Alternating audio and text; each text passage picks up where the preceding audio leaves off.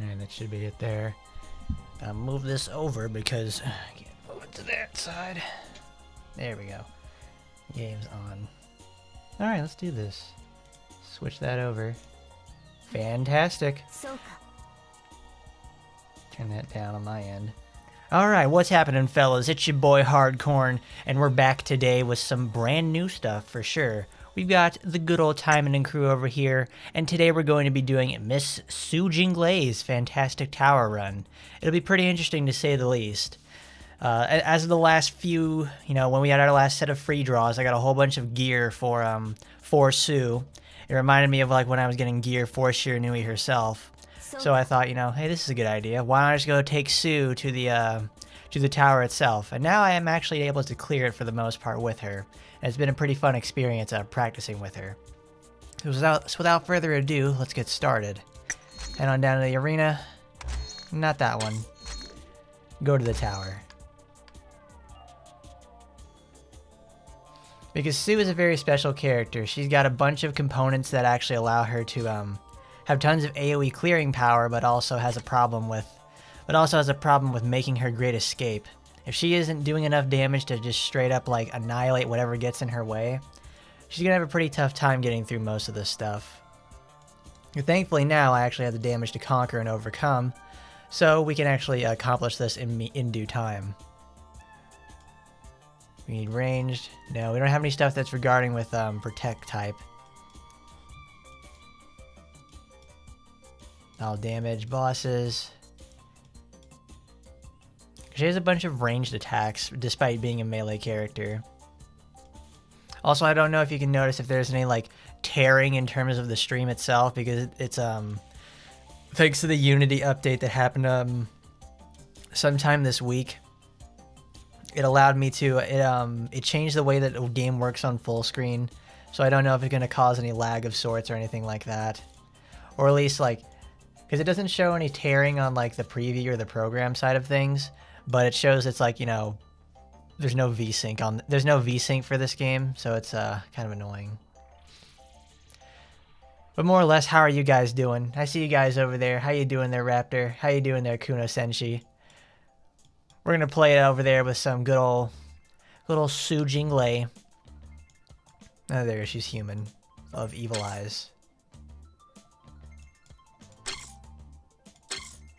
Oh, it always sends us straight up to there.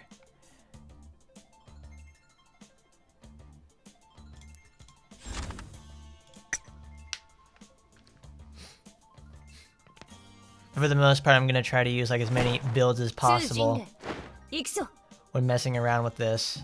Oh, I got to turn that down.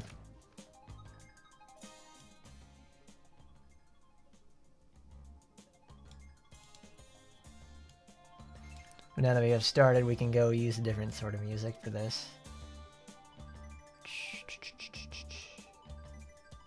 She'll use Dragon Quest, that's fine with me.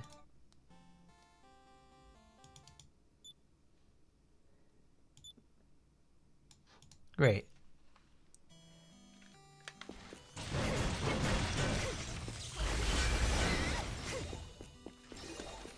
That's right, boys. The corn is back. I have been working a lot this week, so it's finally nice to have the time to sit down and actually, you know, hang out for the most part.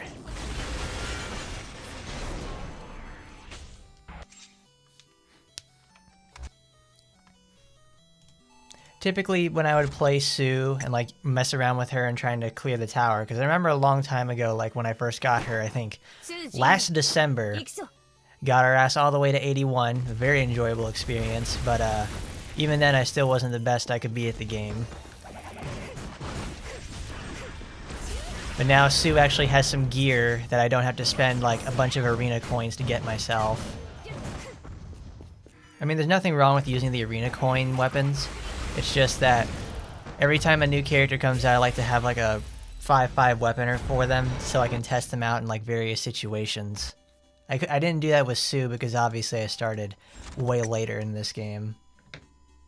How you doing there, Blabberpuss? And how you doing there, Narco? How you guys been for the most part? It's been some week for me to say the least. Like yesterday at work we had training and I had to come in on my off day for that. Well, I wouldn't say that I came in on my off day because I had an off day earlier in that week, but I had an off day earlier in that week. But the thing is, it's training day, so I effectively got paid to sit there for 8 hours and do effectively nothing, which is always the best kind of day.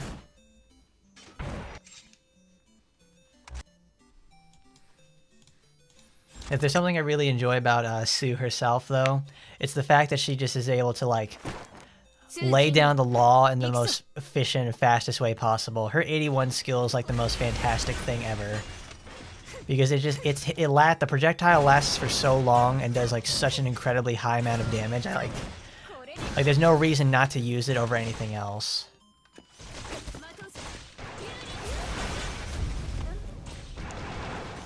And the thing is, it's like since it fires 2 projectiles, similar situation to like Astaroth, it hits for like a shitload of damage and also increases her particles through the roof.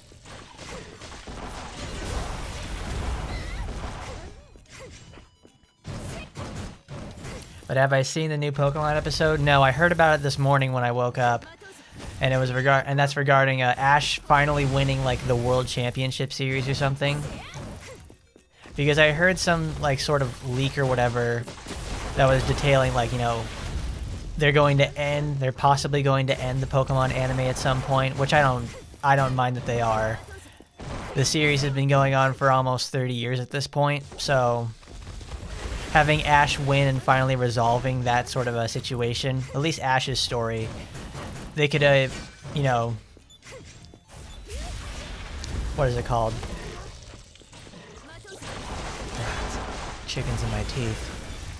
But they could effectively just go reboot the series and then just use a different character as the main person. They don't have to be stuck with Ash the entire time.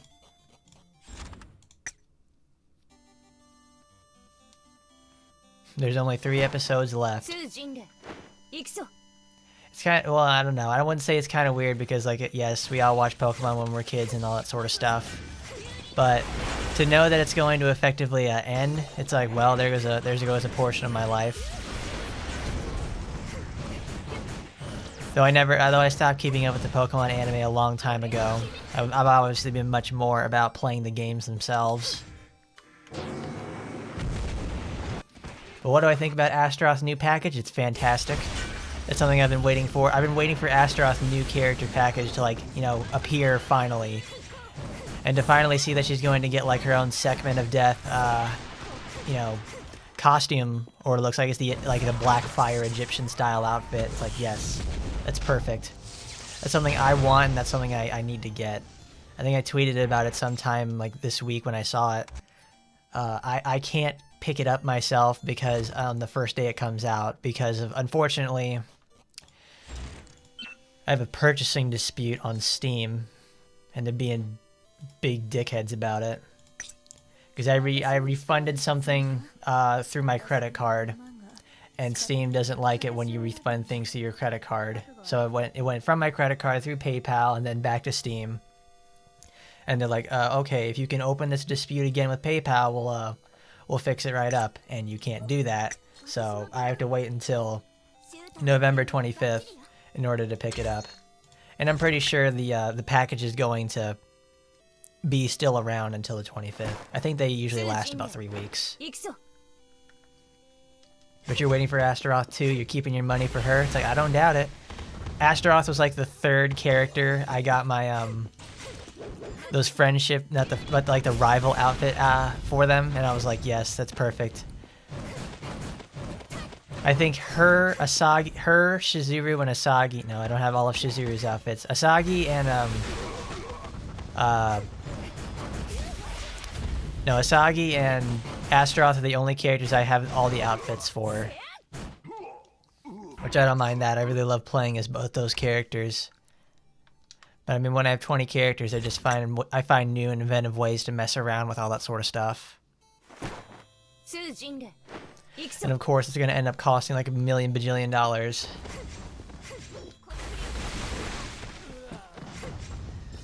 What's happening there, Jermaine? How you doing tonight?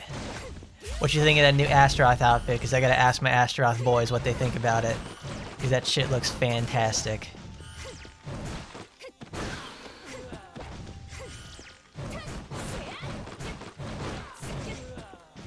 Shizuru is so bae, but she's like super annoying to play as. It's understandable because Shizuru has like an extremely long wind-up on her attacks. And also her skills. Her one main skill is what? Rose Rondo. Rose Rondo is, you know, obviously it's such a damage powerhouse skill. You can deal like 2 million damage with it really easily. But the fact that it just sits there and like that's her only relevant skill. Blue is so, is defense oriented and like a kiting play style. You'll never do any damage. Like I was thinking about doing like a, you know, oh, we're gonna do a stream about taking Shizuru to the tower and like see how that's gonna turn out. But it's like I completed it with Shizuru like one time, and it's like this is like it's really rough, and it's so and it requires like so much patience on your end. It's effectively just waiting for the invincibility to come back up and then using your big skills. Because I tried it with red and green, and it was I had succeeded. But the thing is, it's just like there's nothing that comes of it. It's just so... It's just not as dynamic. You goddamn right there, Jermaine. She is... Astaroth is filling it all out right there. Big old flame sacks on the sexy dragon lady right there. It's like, yes. Thank you, Astaroth. They colored her hair from red to black. And it's like, I wish we could get hair dye for all the characters. It makes me... It's one of those situations that makes me appreciative of like the Senrin Kagura gacha because they have hair dye for all the girls. So everybody can be a scene princess.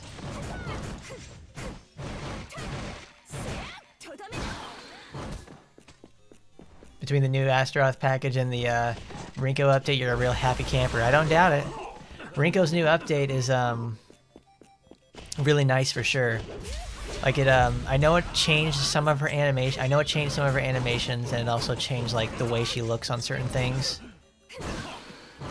And I don't doubt that. It's a really good. It's a really definite improvement for Rinko. We may have to do like another video, like another stream regarding Rinko, because I never got to show her off because I was at work. Oh, you gotta head on out there, Narco, but you're gonna leave the stream up? That's fine by me. Gotta support your boy out there, and thank you very much. And of course, this is the first 25 floors of the tower. There's nothing really special to say about it. Even low-level characters these days can just breeze through these floors for the most part.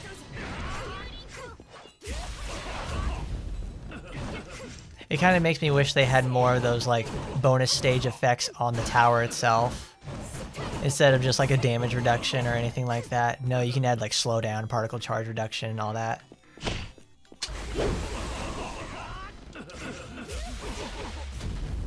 Who is the... Oh yeah, now that Astaroth released, I think the next character that came after what's her face? Not Shizuru. Oh my god, I can't remember. Astaroth. The character, I think the next character that comes after Astaroth was Tokiko.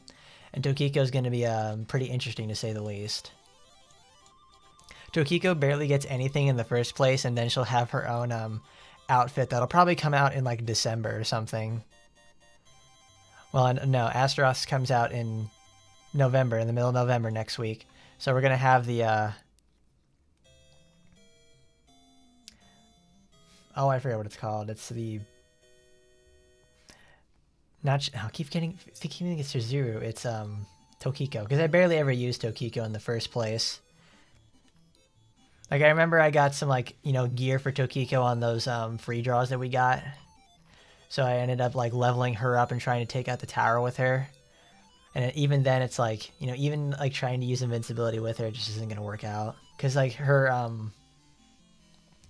because I tried using her blue build on there, but I forgot, like, I think Mr. Postman said at one time that when you use Tokiko's... Where's that at? There it is. Fantasy Star. When you use Tokiko's moves that activate clairvoyance, it makes it so that her skills... Oh yeah, not Tokiko, but the clairvoyance overwrites invincibility. So you have to deal with that sort of stuff, and it's really bad. You can't use an invincibility build with Tokiko. You have to do all the damage in the world, and I can't do all that sort of damage.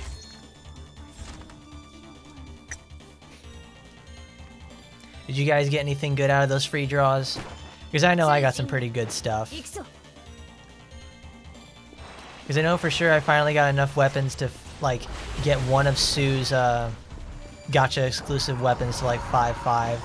It took an extremely long time, but it finally happened. And I know for sure I got, like, several Shizuru weapons as well. But the most thing that set it off was, like, I finally got another Tokiko weapon. Like, I got two of them. I think I got, like, one of those, what are they called? Tokiko's Momochi weapon, and also another, her signature weapon itself. Which is fine by me. I need more weapons for her in the first place, so I don't have to sit there and, like, use my, what are they called? I don't want to use my arena coins for on Tokiko.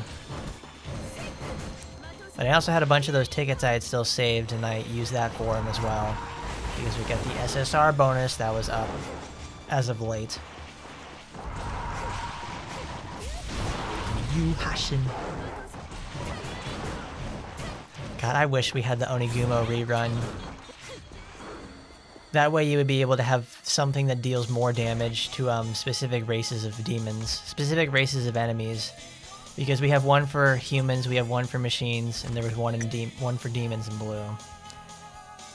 That would cover all three portions. Daytona, let's go. And of course, those assholes just keep blowing up.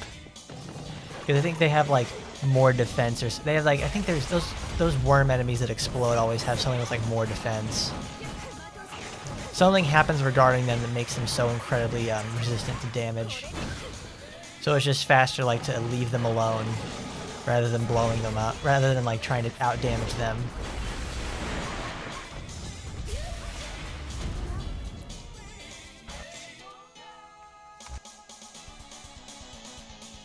I gotta say though, it's never not satisfying to use something like Ryuhashin or Sue's other like Dragon's Drag Attack, whatever this thing's called. Koryuka. Come on, activate. There they are.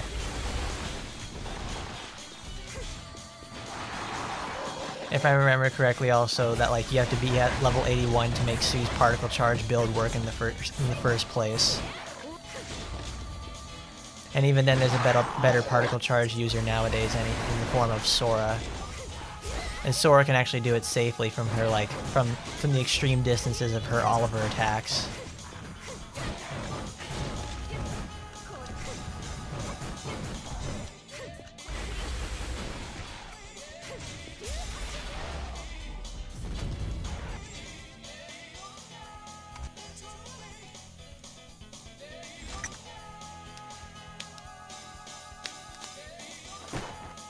Jinglei, Ixo.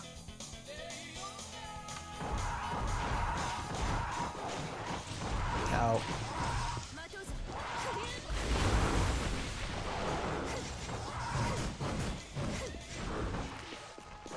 I think another thing I also really enjoy about Sue is the whole fact that like I think all three of her dashes have invincibility during the entire duration, except for the recovery period at the end. But you can cancel another dash into another one, so you have like effectively only like 2 or 3 frames of vulnerability at some point. So you can just effectively like dash through some of the most dangerous things in the game.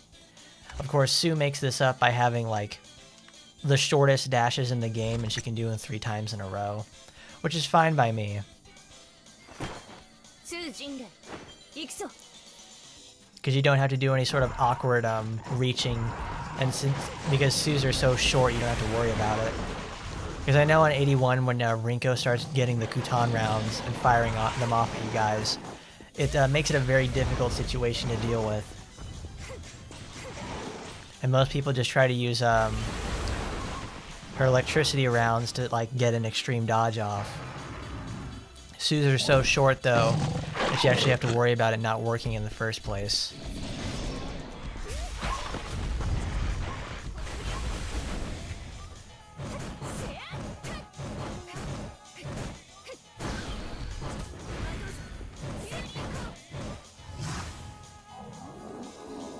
That couldn't have went any better. Because I was thinking that would work very nicely if I got the Ryuhashin and just blew up that guy. But no, I got him hit with the second set of rounds. Which is not a bad thing because, you know, the round keeps traveling forward very slowly. This is machines again, okay.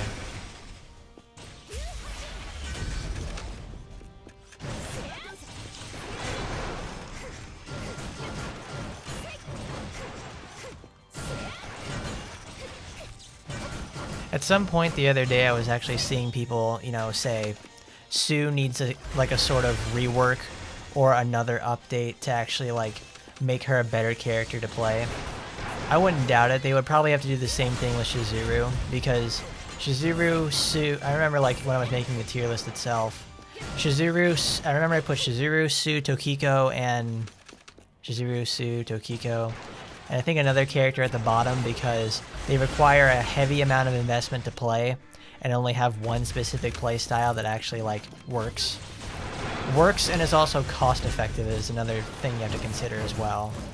Like everybody in S rank, when I put them up there, is because they had something inside that their build or whatever they were doing that is so cheap and effective to use that they can just use like effectively garbage and get away with it.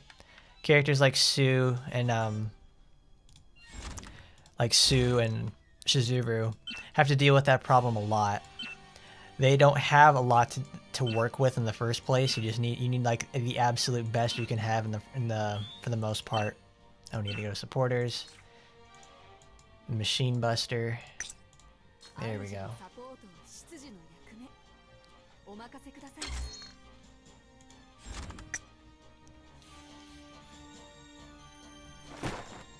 Jinglei, 行くぞ。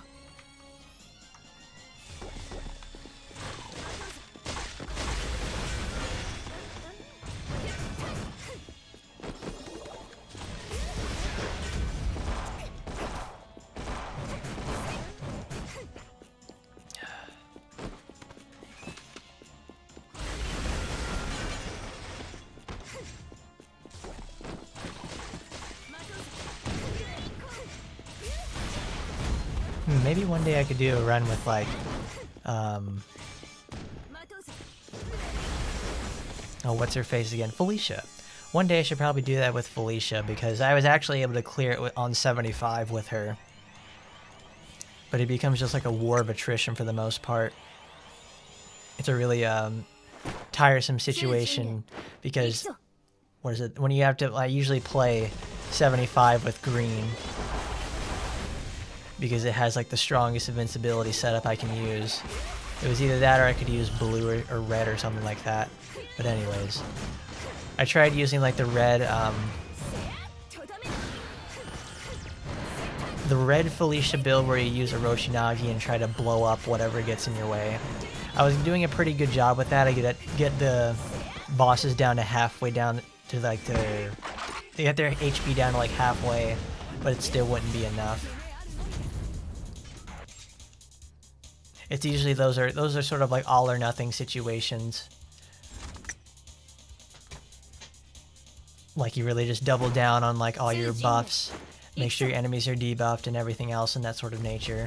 Because if they're not, you're not, and it also has to crit in the first place, because if it doesn't happen, then you're just going to lose. Which is like an inevitability on like every time you play something on floor 75. If you don't have the strength to like conquer Sakura immediately, it's just not going to work.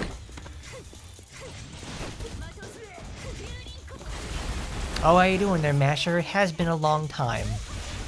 Well, I don't know. It hasn't been that long. I think last week I streamed Resident Evil 4. I don't know if you made it for that.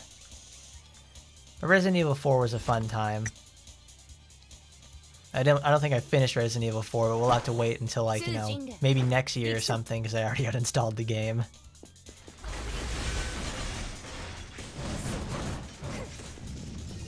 But today we're playing with Sue, and I'm talking about like the various nuances of clearing high-level content with characters that are considered not very good. See, thanks to Noah's update, it actually took her out of like the bottom rung for all the characters, and life's actually pretty good for her now.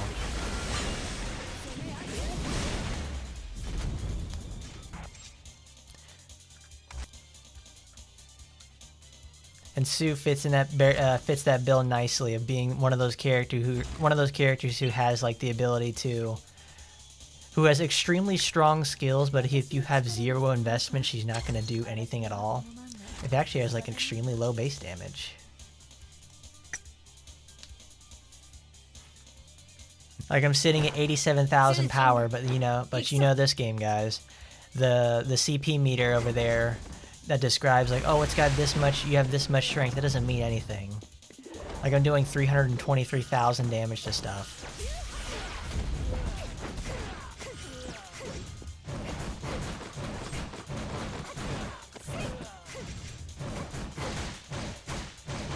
But how you been though, Masher? You been doing anything crazy lately? Getting ready for Thanksgiving and all other schoolwork stuff?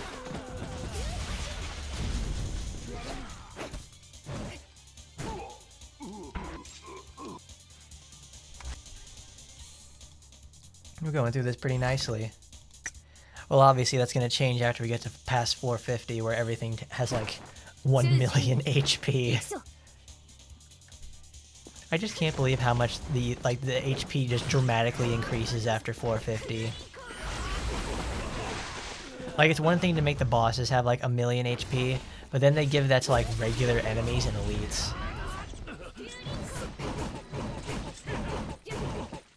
Because remember, like on the first 2 waves of floor 75, it's you have to face those like demi-humans and also like the teleporting ninjas, and they all have like 1 million HP apiece. And then I think Sakura and friends, when you fight them in that mission, they have like 45 million health. Well, it's not 45 million. It's something along the lines of like probably 25 million health, but it's still so fucking shitty. I am glad that they know how to like recreate the difficulty to some extent when they do the because like in the Time of 5 VR demo, they were talking about they have like on the bonus stage of those missions, all it is just like a massive boss rush. It feels like I'm playing like Gunstar Heroes or something. Which I don't mind a lot, because if you have the strength to actually conquer it, it's really nice. And even then, if like your girls aren't very good and you have to do like some team composition to actually accomplish it in the first place, which I like a lot. I really don't want to complete the bonus stage because it's a really fun mission, because it throws like 12 bosses at you at some point. It throws 12 bosses that they've reused at some point. Something like I know you fight.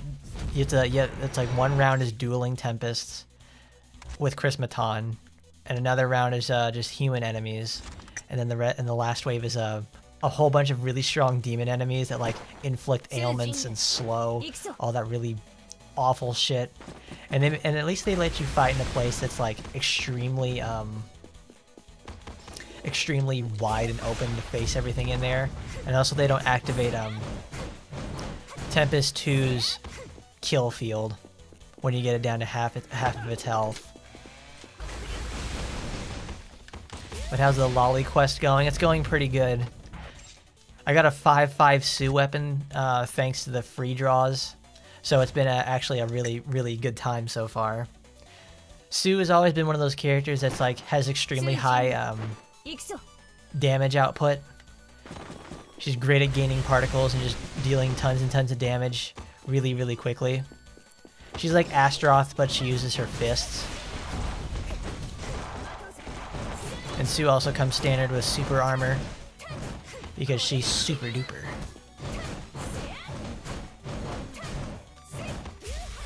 Oh no.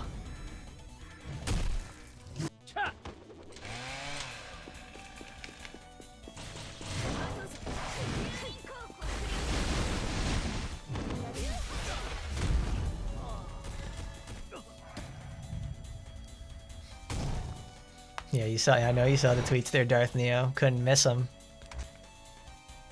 Got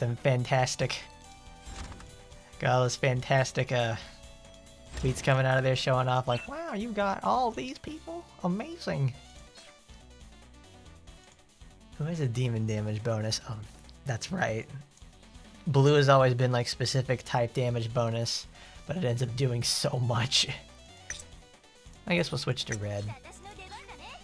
I don't use red a lot because the triple color move forward is just like so shitty.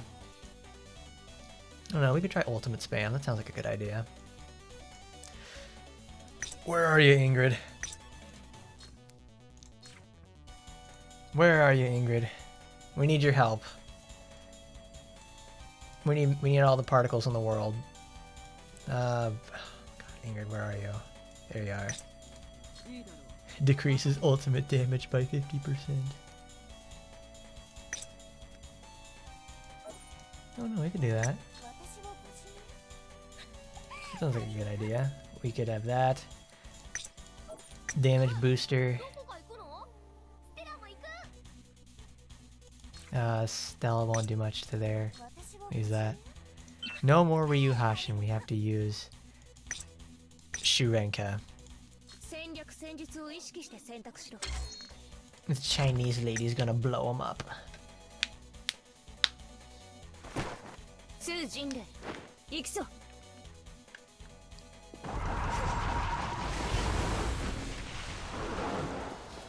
Oh yeah, this is the sewer level.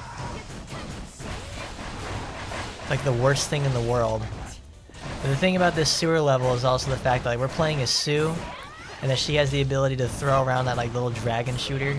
I'm like, I love it.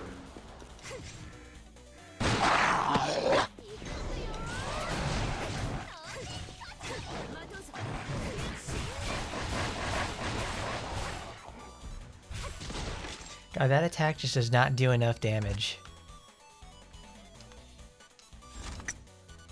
Like, it's really good for just sitting there and, like, blowing up, you know, HP at once. But even then, Ryu Hashin just does it, like, better. And for so much less, too. And in a better color as well for Sue.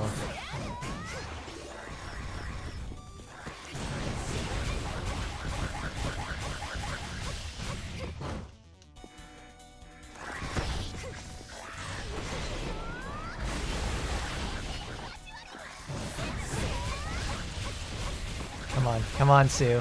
Face him.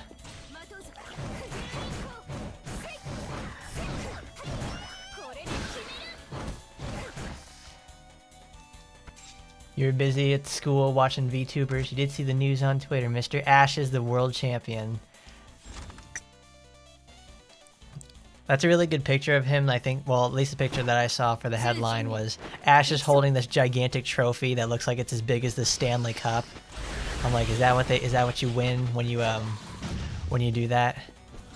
I don't mind that. I'm glad Ash has finally won something and he doesn't have to like sit there and have to keep building up for the next 20 years for his next big win.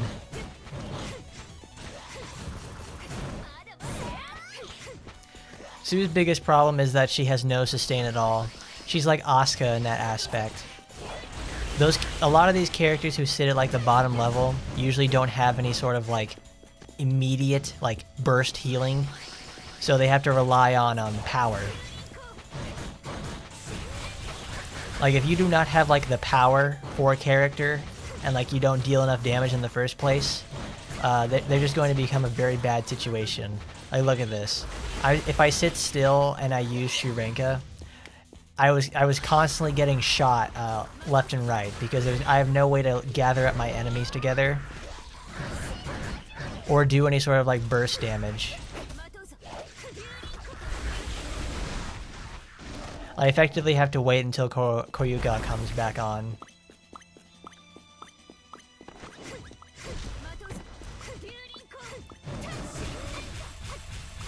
Like even then, she's still so far away and she can't actually even hit the tentacle monsters.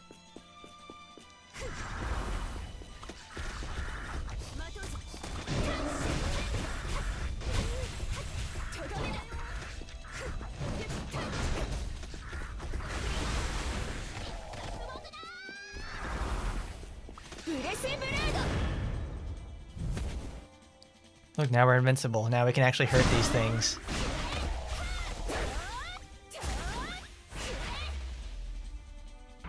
Goodbye, Bun. You got blown up. Did they really actually have like all of Ash's Pokemon come over there to cheer Ash on? Like they had everybody from like Ash's Tauros and his like I think he had a Gyarados at some point, and everybody else just shows up. Because I think that's always a really cool thing. They had everybody behind him that time to actually like cheer him on. It's a really satisfying. That's a really satisfying sort of experience. Like everybody you know and everybody who believed in you is now here all at once to make sure that you can to make sure your dream comes true.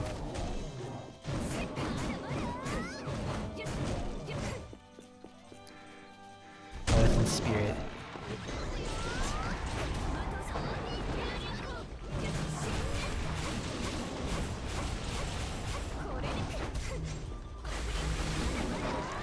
Yeah, I can use Shurenka. You have a hard time landing that skill. It's a really hard skill to land because it's, for one, you have to stand pretty much within melee damage distance, like the same range as Sue's regular attacks. And even then, you're doing less damage than Sue's regular attacks. Like, it has a critical hit boost, which is nice, but I would have rather it had the crit damage. No, critical damage boost, because Red is full of like critical rate boosting items.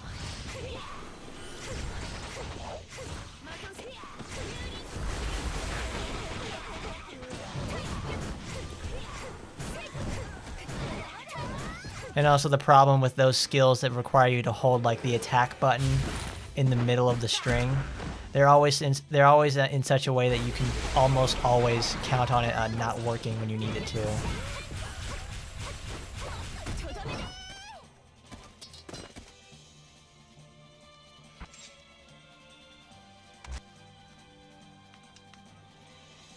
Like, watch, we're gonna take Shurenka to 35, and she's gonna get absolutely annihilated because good old Tempest out there doesn't like it when you use skills that make you hold still for 20 years, unless you're like Asagi or something with time stop, so you can use like that skill in its entire duration.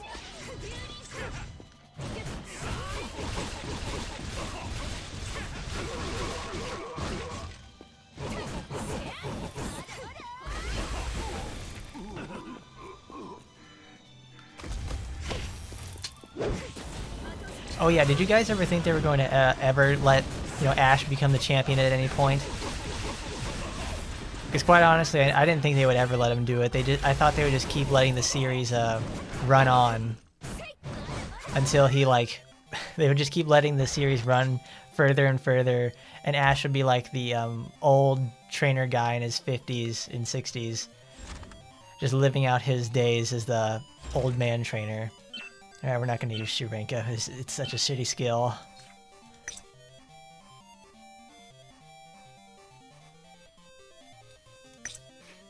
Let's see, Shinyuga. Ah, there we go. Drill Dash. It's a better skill. Is the Maid Felicia Golden Pass exclusive? I think so.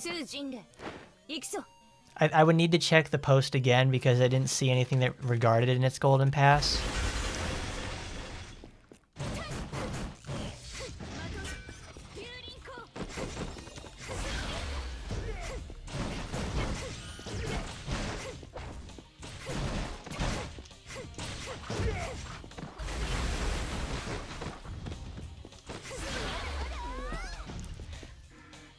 I don't know why they would make the maid costume Golden Pass exclusive, because I think all the maid costumes have never been that way for the most part. But hey, what can we say about that? Because good old Gremry's been always changing their their fiscal strategies for the year. Oh god. Good old those automatons that shoot the water balls. 1,000 damage shotgun projectiles. If one of you guys could probably check the tweet, it probably tells you if it's Golden Pass or not. Though I'm not sure.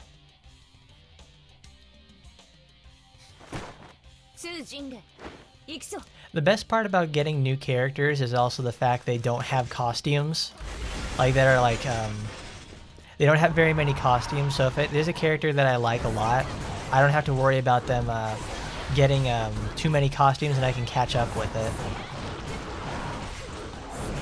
Like with Sora and her costumes, that's really easy because she has none at all.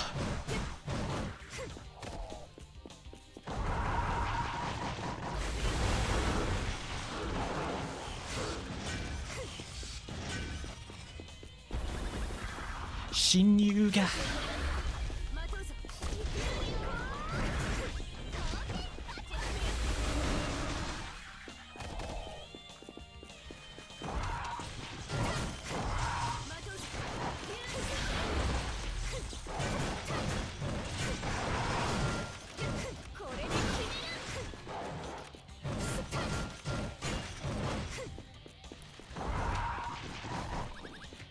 You checked out of Ash since the very beginning. You didn't like him then, you still don't like him now. You can appreciate though that the man's gone through some development. I think anybody can appreciate that people they have actually made a change in their life over time. But it's I don't know. It's I never liked Pokemon, watching the Pokemon anime for Ash. I always liked the side characters that they introduce. The diner person, I remember there's one specific situation in Gen 4 where they have the two-sided restaurant. The two-sided restaurant has one side of the restaurant is very plain, but the food is delicious. The other side of the restaurant is run by another person, but it has an incredible atmosphere, but the food is terrible. And I always remember thinking about that. It's It's like I never cared about that. I never cared about like what Ash had to say about that. I cared about like the family dynamic of the people who ran that business. Like like when they do those side characters, they're always much more interesting than the main cast. Yurinko. Cool. It's just critical damage boost then.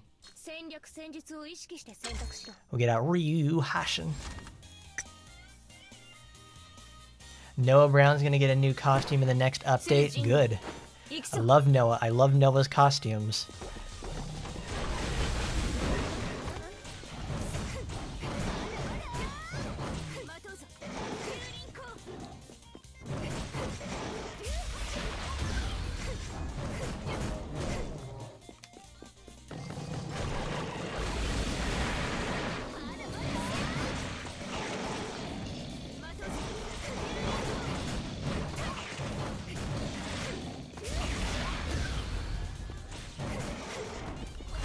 Oh, I just love using Ryu Hashin so much because you can buffer it. It's a really, really easy skill to use. It does 1,000,000,000,000 damage. Then Koryuka's out.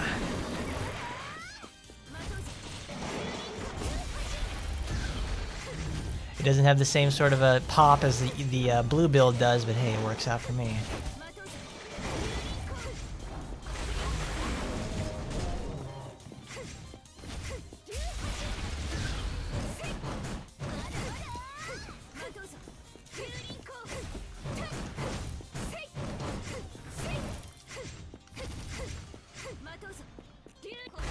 See, look at that. That's like the best part ever about Sue is like the entire dodge is invincible.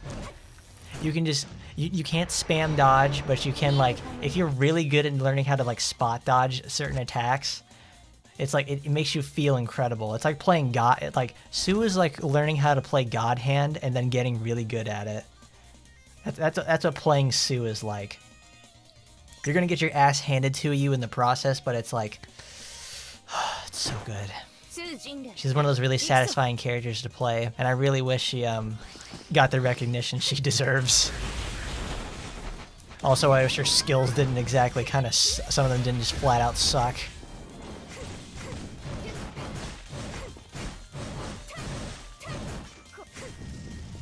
I don't know, I wouldn't say God Hand is the most obscure title nowadays because everybody really jerks off over it because I think the Mr. Seth guy, he made a video over God Hand. God Hand rightfully deserves the praise it gets because it's a very difficult game, but it's very rewarding to you as a player when you learn it. It's really, really good.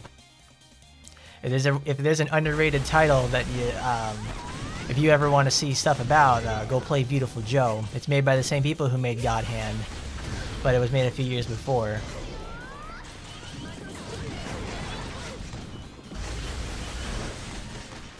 Look, Sue's gonna die because I got cocky.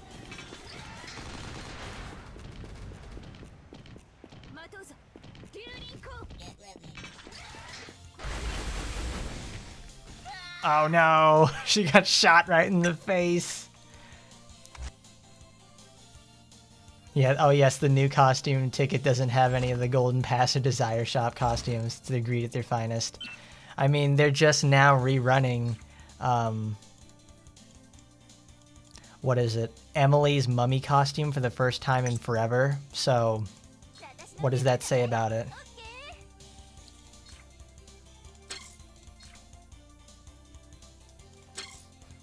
Like the fact that it's just now coming to fruition in the first place. It's like, really? Like, why? What does that even mean? Why did you wait so long to rerun a mummy costume? More or less, why are you rerunning a mummy costume in November? It doesn't make any sense.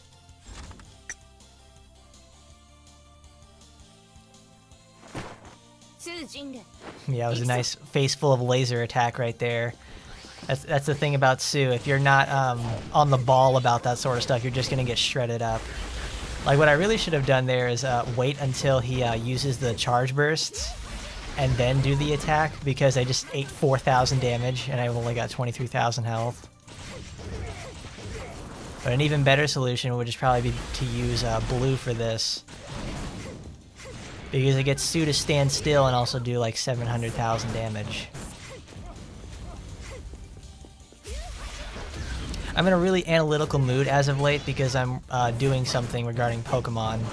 And last night I was working on that, and it was a very enlightening experience because when you try to do like a certain thing with like only one Pokemon and you have to like do a whole bunch of setup for it to make sure it works, it becomes a very very long game of cat and mouse, but it's incredibly satisfying to pull off. I'll say that much. They activate the laser. 1600. Uh-oh. See, look at that. That's the greatest thing about Sue's invincibility. Those missiles right there, on any other character, the dash would be too long. No, the dash wouldn't have enough invincibility frames, and Sue would still take a ton of damage.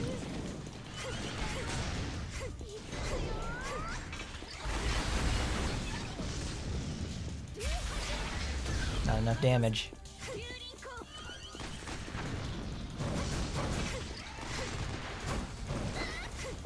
No, oh god.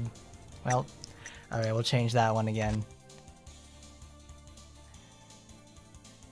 Oh, I always hate that. But I know exactly what'll solve that. That's always a rough situation with Mr. Tempest. Because he just comes in there, it's like, okay, you're doing a pretty good job there, hurting me for thousands of points of damage. Why don't you go take a face full of laser and see how that feels? Oh man, 2,000 damage. And then the moment Sue recovers, she takes another 2,000 damage. Easy peasy. Let's see. I'll use the defense down for that. We don't need a damage call. Because what's the most dangerous thing about Tempest is leaving Tempest alive. The more it can shoot off those missiles, the more it can use those lasers, the more chances it has to just knock you into them and do a ton of damage. Like even with defense boosts and all that sort of stuff, I'm taking 2,000 damage per hit.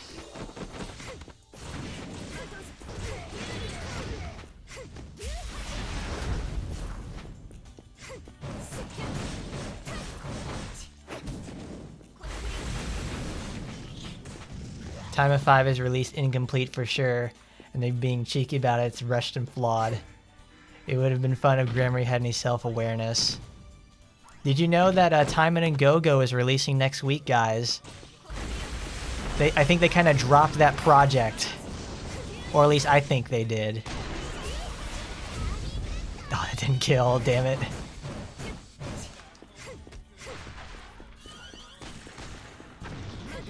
Wait for invincibility to wear off.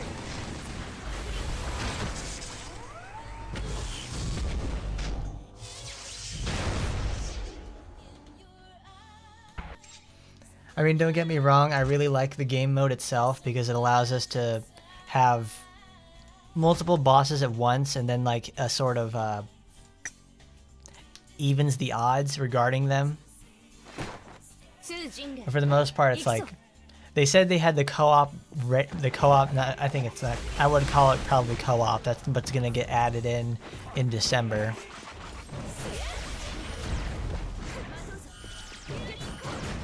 But the thing is, it's like, it's obviously not done. It's like, oh, it's the demo for it. It's like, really?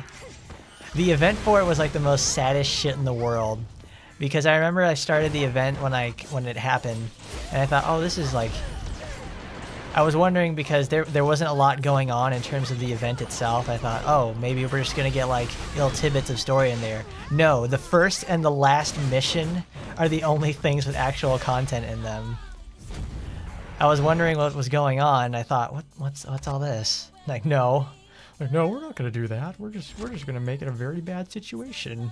We're just gonna make it look like it's vehemently unfinished, and it is. It's super duper unfinished, and it looks really bad. It looks bad, but it plays really well. It's one of those situations. There we go. We'll keep. No, I don't need machines actually. I keep defaulting back to blue because last time we did the Ingrid run and we just sat there with like messing around with we spent like 50 floor, I think like 60 floors using the blue build because it was just so powerful. Because Ingrid gets to get access to like that damage bursting option, and then even that like the fireball would do like 600,000 damage a crit. It's so good now. Like I said it once and I'll say it again, Mr. Akuno Senshi with that wonderful floor 65 video detailing beating the hell out of Astaroth and friends. Of Astaroth, Micah, and Yukikaze on that floor. I think it's like 65 or 70. But either way, it's a really good video showing just what Blue Ingrid can do for you.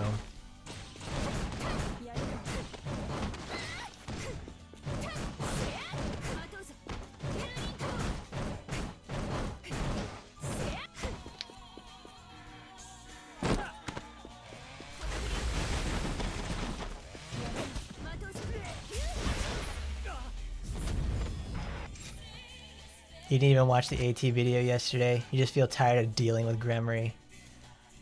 Playing Action Time and chatting in the streams is fun. Engaging in the community is not. Sometimes engaging in the community is, but I feel like, I don't know. I've played my good share of gacha games, both competitively, on like a competitive level, and I'm kind of done doing that. I just like playing, I really just enjoy playing Action Taimanin because, well, for one thing, it's the Taimanins themselves I really like. They're some of my favorite characters in all of media.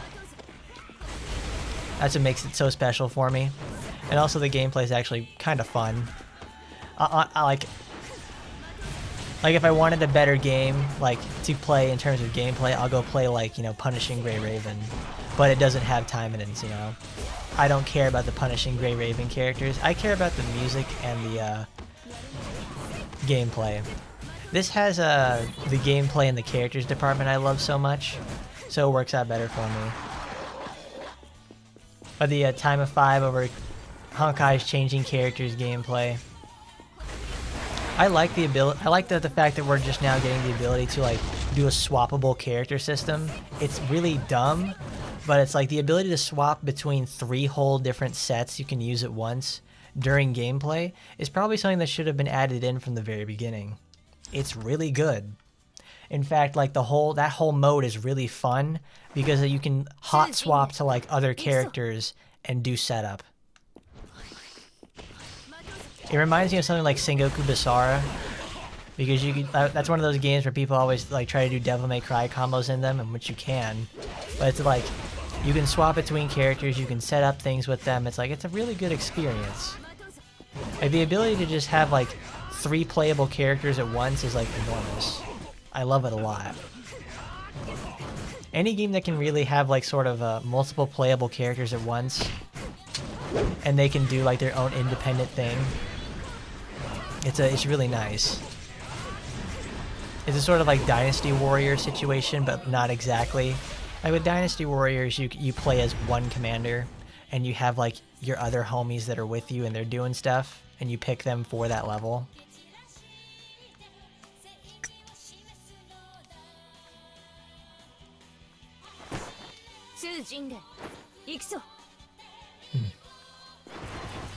Maybe one day I'll play like Dynasty Warriors on there. No, we'll play like one of the later Dynasty Warriors games.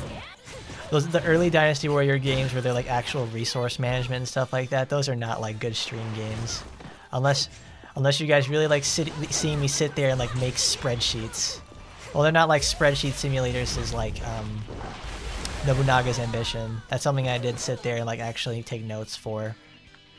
Because taking notes gaming is not fun to watch. I know that for sure. Because one of my favorite games is made by Koei. It's called Uncharted Waters for the Nintendo Entertainment System. And that game is like... That game does not have active tracking for markets and stuff like that, so you have to write down the items in each port and the prices you remember them at. So it's a massive slog to get through anything until you find out the most efficient solution to start making money. They fixed that in the I think they fixed that in later sequels, but the one for the Super Nintendo and the NES, they don't do that, so it takes you like 20 hours to complete the game on the first playthrough. Gremory 100% does not deserve this franchise whatsoever. Like, at least the people like who were working on you know, I'm pretty sure Battle Arena was an in-house project, but then they contracted it out to Gremory, and it's terrible. Like, they have all the licensing, they have all the stuff they could do for it, but they effectively don't do enough.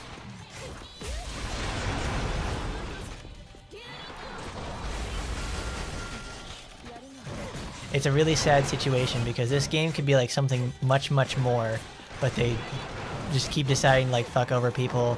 They fuck over the people, or they like do something like, or they're so slow about doing something in the first place. Like, oh yeah, they'll respond in minutes for cheating, but it's but if you do anything regarding but if you need an actual bug fixed, it's not gonna happen. It's not gonna happen within our lifetime. What is it? I think the only person who's like brand safe, if you guys know what that term means, because like brand safe means like you're not going to talk directly ill of the brand itself. I think only Bello D has been the only one that gets like directly contacted by Gremory in terms of talking about that, because the community will tell negative things directly. It's like, yes, everyone, even good old Mr. Bello D will say negative things about the game. Like, we understand that the game itself is not perfect, but to lead a whole triad against it, I don't think that's something even I would do. But you only use Murasaki, Shiranui, and Yukaze in hard stages. You're cheating. It's like, I wouldn't say you're cheating. You just know what's gonna cut through the bullshit of this game the fastest. Like, this isn't a game like Genshin Impact, where they balanced it inherently around the fact you can use anybody. Well, not exactly anybody. Like, you can't, like, I know you're not going to be able to use some like pretty shit things unless you've got like a whole bunch of stat investment behind them. Demons. I don't think we need the critical boost then. We'll just raise our base damage. Oh no, wait. That doesn't matter.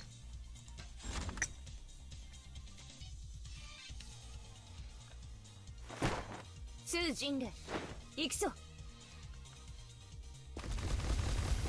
Like, this is always such like a very unfortunate game for me, because like I love the game itself. Well, more or less, I love the franchise, and the game itself is like makes it difficult to enjoy on certain occasions, because I don't try to do any sort of virtue signaling in terms of like saying, "Oh my goodness, I'm like the savior of the F2P players," even though I have like 11 or 12 level 81s and like tons of stuff spent in this game. It's like, I'm not about to do that, but it's like, I'm just going to show you guys what it looks like at a certain point for these characters, and if it's a good decision for you to do it or not. Like, I don't need to show you fast clears. I effectively just always trying to make my content regarding showing what it's going to be like for a player in like most situations. Like, of course, I'm doing like 700,000 damage right there because I've got like a shitload of investment.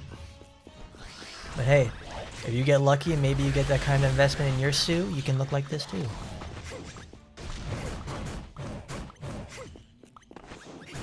Oh crap. Dang it, those little Yutos just keep blowing me up? Thank God I have the Sue supporter. That Sue supporter is just like absolutely fantastic. I can never get enough of that. There we go, just wait. I'm not able to get within that whole group at all.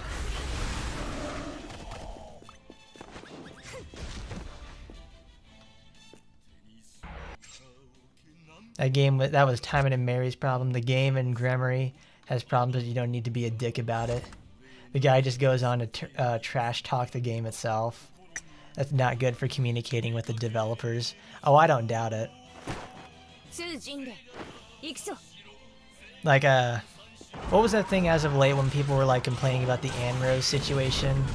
I remember, like, I know I tweeted out at some point it's saying like, I look at the Japanese account for Action Taimanin and there's like 3 comments, and then I go to the same post but in English and there's like 30. Was there something you guys are doing in regards to like making the change from like Miss Anrose to be free or whatever? That I don't know because I don't get in touch with. I don't like for those that actually do follow the Twitter. All I ever post about there is like, oh my god, she's so hot, I can't wait to go get her. I'm like the best fan ever in regards to that sort of stuff. Wow, that worked. I didn't think it would.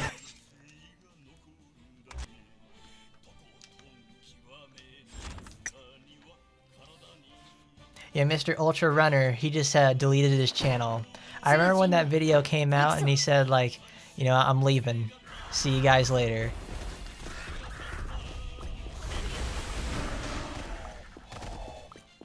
Oh crap! Oh, that's a... I thought that was another worm. I'm not gonna take 4,000 damage for no reason like that.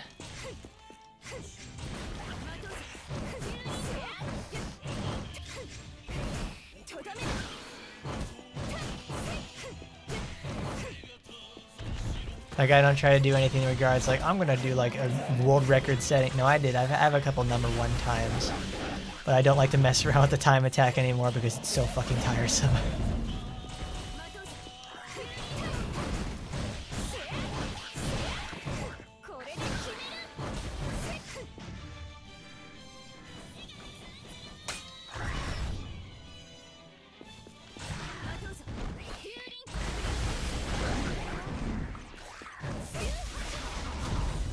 Because while I do post like tons of Taimanin content, the channel is never exactly about directly about Taimanins. It's about games. It's about things I enjoy in regards to games. I just happen to enjoy a lot of Taimanin content. It's a game I really enjoy playing. Like, I think at this point right now, at least at this time, I think I have like 1,750 hours. There are people who obviously have more, but I don't think they're actually playing the game at that time. Like, if you catch my drift, like, you leave the game open for like 4 or 5 hours a day. Or it ends up getting left open like all night. It's one of those situations.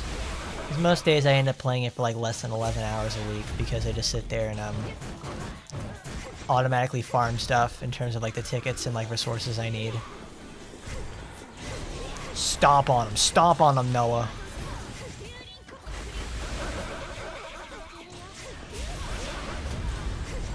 Give me a kiss. Oh no, I don't want that kiss.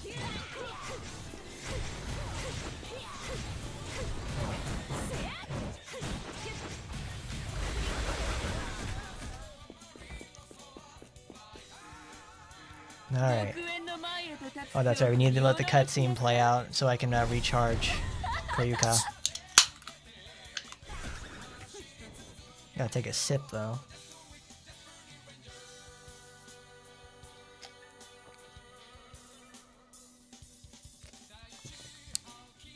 Alright, we are 60% away. Uh-oh.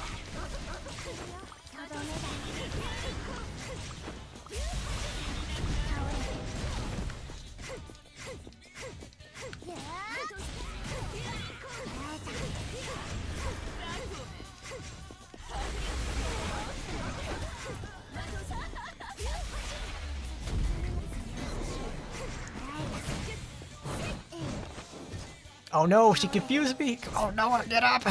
Get up, Sue, please!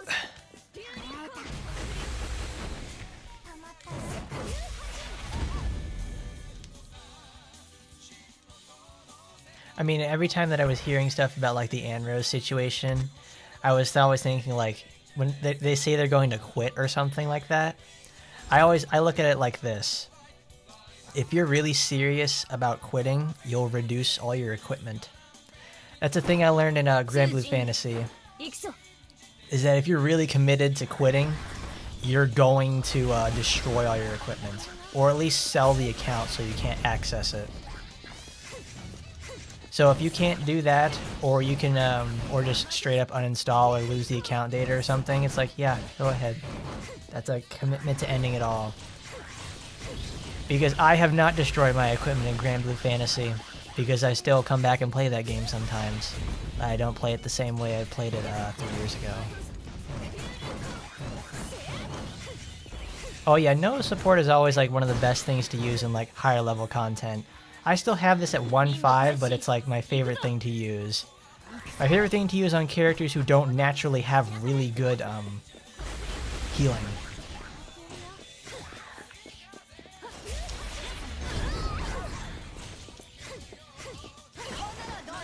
Oh, there's Kurenai over there, 610 health.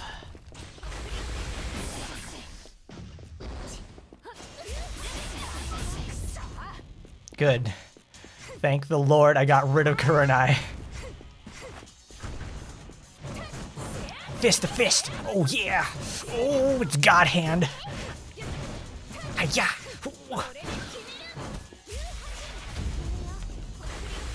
Yeah! Yeah, sell the weapons and supporters for gold. There you go, you'll get something out of it. I can't believe that actually worked.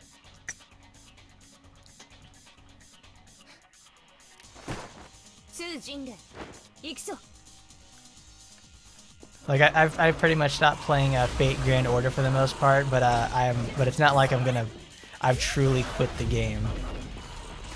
It's like a smoking situation. It's not like it's like a you learn to play better in moderation. It's like you play in moderation a lot better, or something like that, because it's not like an alcoholism or quitting smoking sort of situation where it's like you quit cold turkey and you never come back. You get rid of all the stuff that, like, you know, reminds you of smoking or drinking or anything like that, and you just stop doing it. It's not even that. Because I played so many of these games, I've encompassed myself in the gotcha spear. I can't get away. So I've got to learn how to play better in moderation. Damn it. Oh, damn. Damn, damn, damn.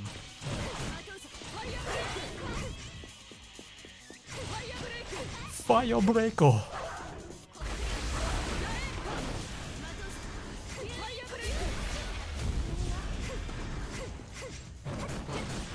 Apologizers. Alright, she burned me on that.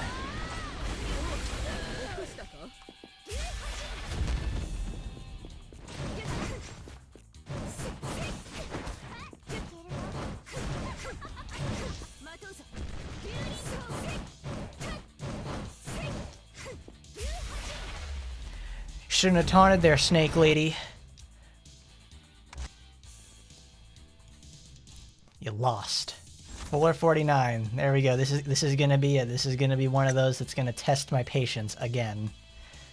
You got a hard time balancing your. You have a hard time working with school, gaming, and watching streamers. Oh yeah, what's Nike all about? Because I see you get not Kadokawa Jet Girls. It's like not JetBlue. It's the other game. It's like whatever it is. It's made by the Senran people.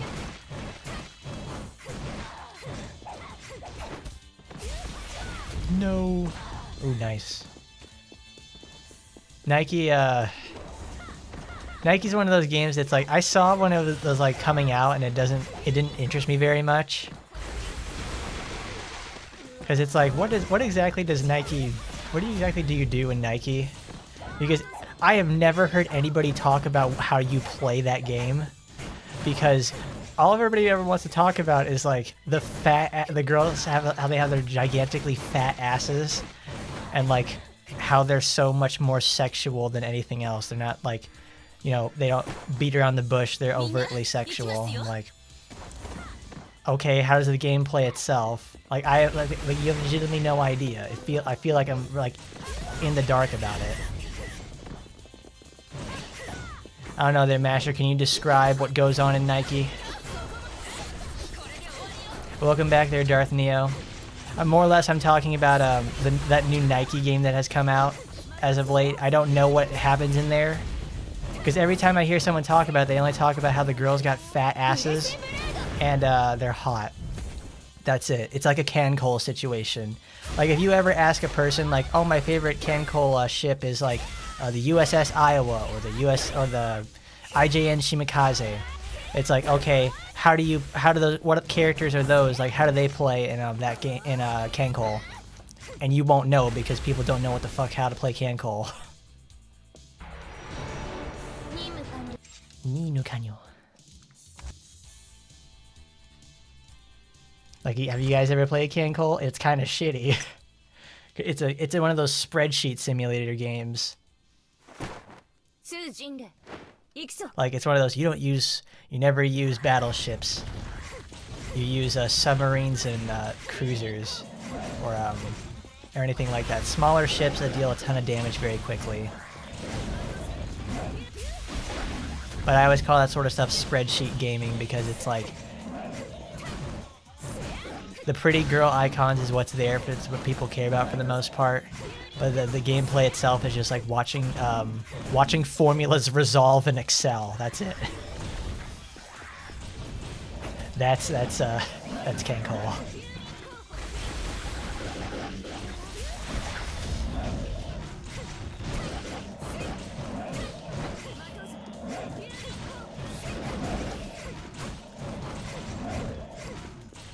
Well, I mean, Cancol, like, giving it a try now, they've actually improved a lot about the game in the first place. But it's one of those that I would say just give it a try. It's worth trying at least. But you'll be able to see why it lost market share to Azure Lane. While I wholeheartedly prefer the designs from Cancol any day of the week. They're way better than most of whatever happens in Azure Lane, because they actually have they have like very good nuances and traits that they have built into every one of the girls' designs. They're not just like the St. Louis Coomer skin or anything like that, where it's specifically built for that. Not exactly.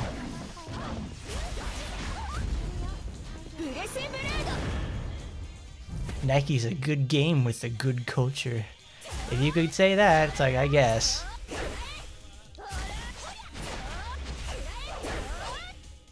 Take that, Sakura. You don't stand a chance, baby cakes. Good, we cleared 450.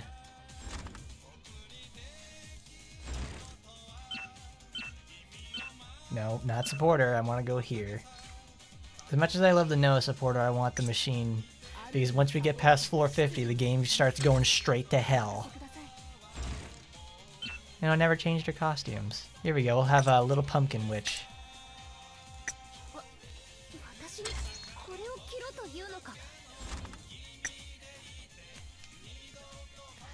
It's like, we take 20% less damage from humans and 20% less damage from skills. Oh wait, this is 75 because it sent me all the way back up here. No, we need to go to 51.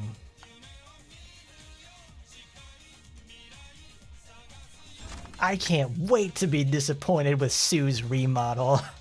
Yeah, that's a good one. I can't wait to feel bad and feel left wanting more in terms of a remake for Sue's design.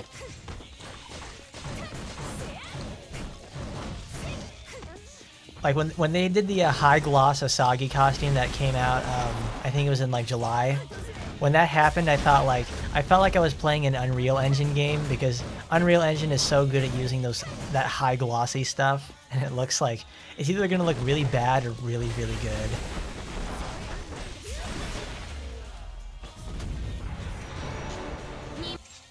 Be disappointed with Sue's remodel. That's so fucking perfect there, Masher. I can't wait and be disappointed with Sue's remodel. It's like the people when they say like, I don't know. What did they say? What was one of the complaints about Rinko, her design in the first place? Rinko had like a snake face. Like she looked like she was one of those little China dolls. And she just had a face that looked like a snake and all that sort of stuff. it was something like this weird nonsensical complaint that I never could see. But I guess some people were able to see it because like there were a bunch of like people saying, "Yeah, dude, I totally get it. Oh my god." Like, dude, I don't see this shit at all. Are you making shit up? Did you forget to take your medication this morning? Borg Ninja. Oh, I missed.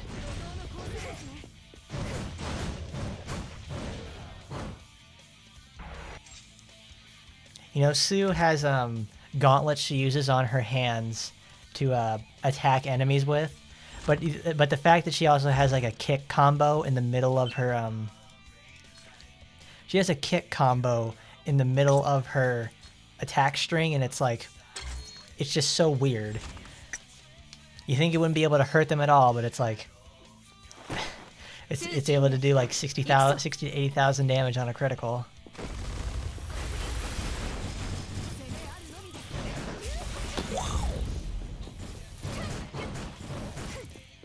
You prefer it's less expressive like Yukikaze's remodel. I don't know, and I never really use Yukikaze outside of leveling her, so I don't really know the difference in terms of like what they changed. I do know they took her dance away. I remember hearing about that.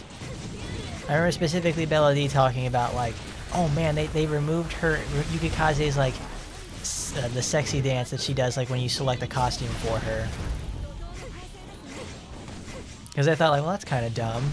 That was really fun. That was really like fun to see her do that because it's like, oh, haha, Yukikaze, you're so crazy.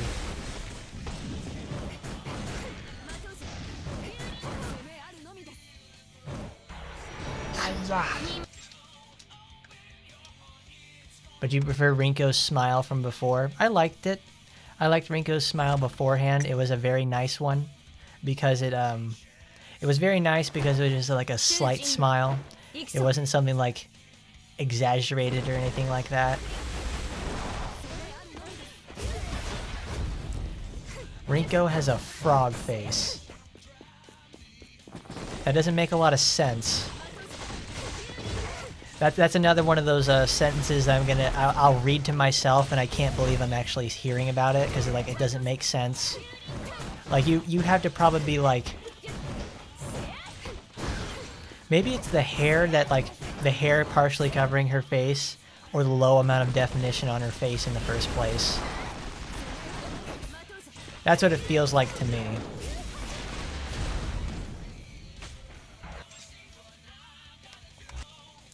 Sue's fighting style is more or less to Kung Fu that has some kicking.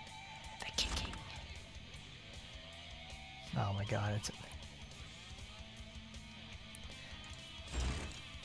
that's the one thing I can say that this game improves on when it gets to the later portion of the game. It gives more enemy variety.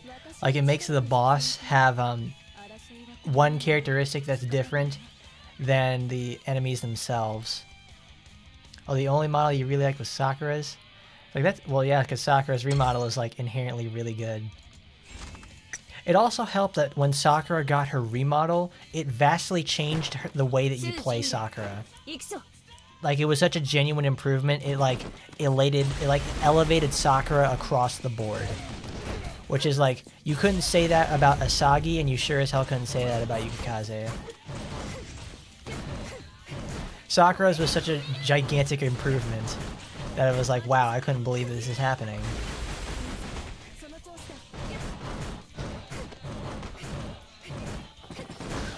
Yeah.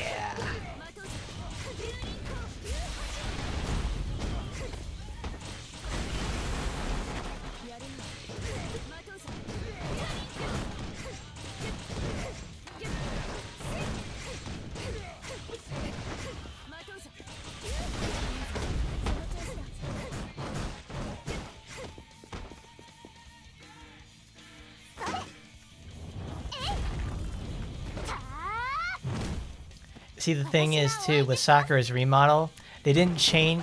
Sadly, with Sakura's... I don't think with Sakura's remodel, they changed how the eyes look on Sakura. So she still has the jaundice look. So she's still got jaundice eyes, and I really hate it.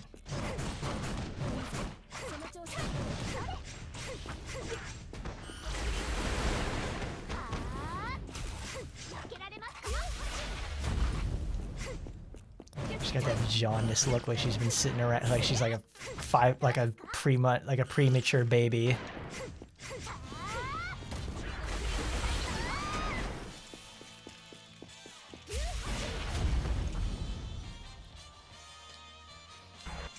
Like I really enjoy the remodel that they gave to Sakura. It's a genuine improvement and it looks really good for her.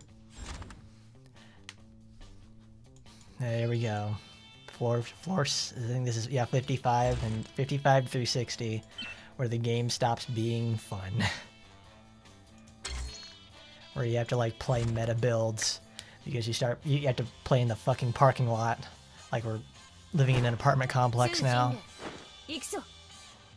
Oh, I didn't change your costume, Sue. I'm sorry, I didn't change your costume, honey.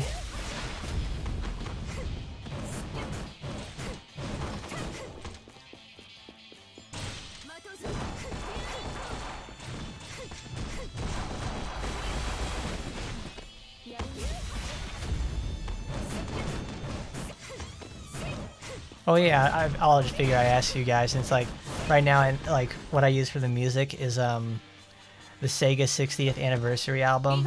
It still doesn't move her mouth. But it's right now the song is like it's Space Channel 5. It's a song from Space Channel 5. It's called Mexican Flyer. It's an original song made for the game. It's I was thinking like, what's your guys' favorite developer in terms of like making games? Like, do you have one that's like really sticks out to you? That's like, oh man, I love anything that they make. I'm gonna buy. Because honestly, I can't think of a developer that I could say that about. Like, I really am just gonna go out and buy like whatever they're gonna make in terms of like their next project. At one point, I would have said it would be like a Sega title specifically for Sonic Team. Well, no, I could say that about Sonic Team, because if the only thing that's preventing me from buying Sonic Automata is the fact that I have the fucking purchase hang up on Steam. Ye Air Santa. It's Christmas in November, you know, like that song that everybody loves to talk about.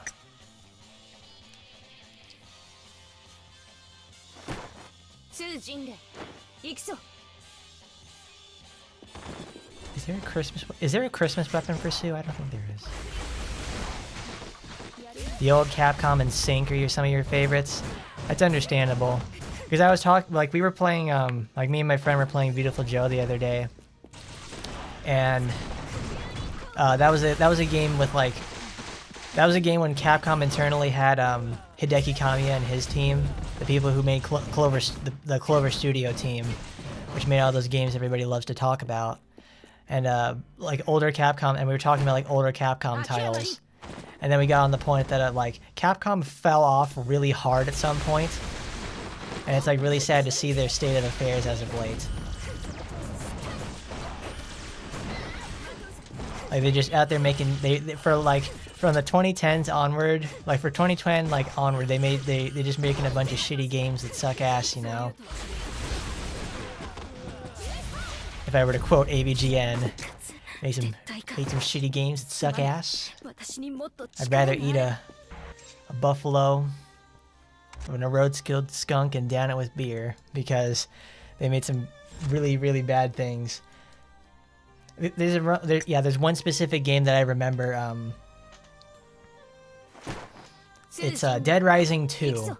Dead Rising 2, when it came out, it was not developed by the Capcom Japan. It was developed by Capcom Vancouver.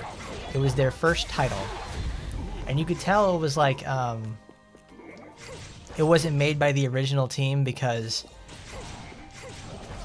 they were leaning onto the story aspect a little too hard, but also it's like, no, it's not so much they lean on the story aspect too hard. The game mechanically got better, which like, I love playing Dead Rising 2 a lot. But the thing is, the changes like in terms of what you have to do and like making it a timed experiment at that point, and you have to provide Zombrex to Katie, I forget what his name is, it's his daughter. Having to make that a thing in the game was very, very annoying. Even though it happened once every 24 hours, you couldn't play the game on your own terms. They added another ticking clock aspect to an already ticking clock. So one of my favorite things about Dead Rising 2 was that it takes place like, well, it takes place obviously in America, but it takes place in like this pseudo Las Vegas because like no, it happens like 80 miles outside of Las Vegas. So it takes place in a place like Reno. They fell off when they chased the Western market too hard. They also fell off because they made a lot of bad fiscal decisions as well. Some of their projects didn't pan out. Like, this is the same Capcom that, like, when Devil May Cry 4 didn't do well on the first go-around, they wanted to reboot the series. That's one of those horrendous decisions they made with in regards to their IPs. Because obviously Devil May Cry, you know, it came back with 5 and it's like one of the strongest IPs that they have. Next to something like Resident Evil, which always prints money.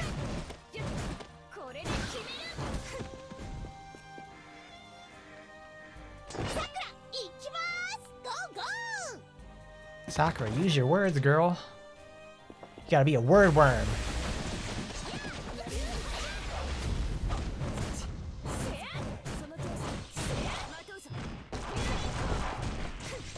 Alright, I've got 20,000 health. She's gonna do the chaser.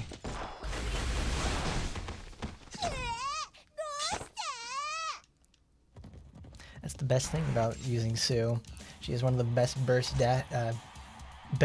damaging options in the entire game. And now we're gonna get in the worst mission in the whole, worst mission so far. We're probably gonna lose.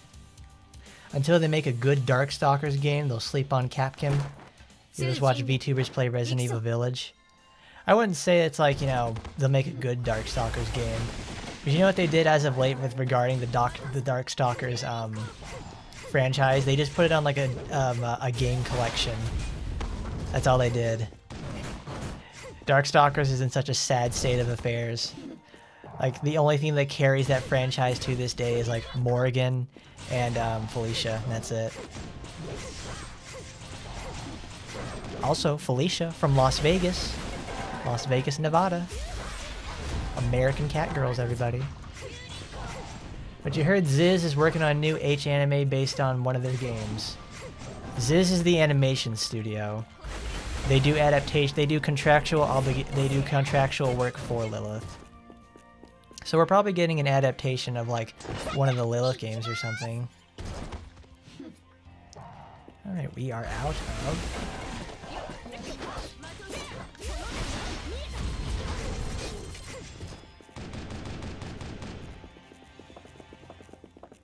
Ouch. Rinko, please.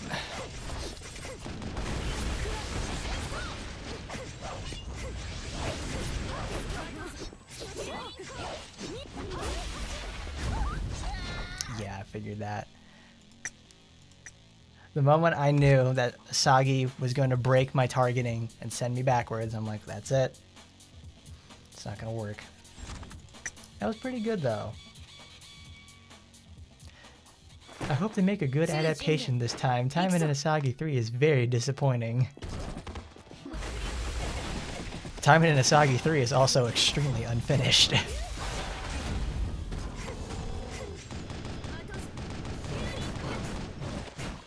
Kengoku Senkin 2 and Taimanin 0 is of their choices. I wouldn't doubt they would probably. Which one did better fiscally? That's probably one of their decisions. It's like, which one did better fiscally? Was it the one that did this or the one that did that?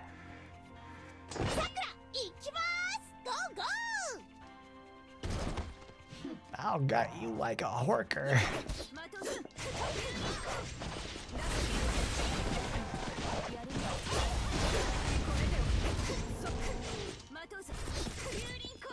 Yurinko. Ooh, Asagi, you thought you were smart with that, didn't you? Mm-mm.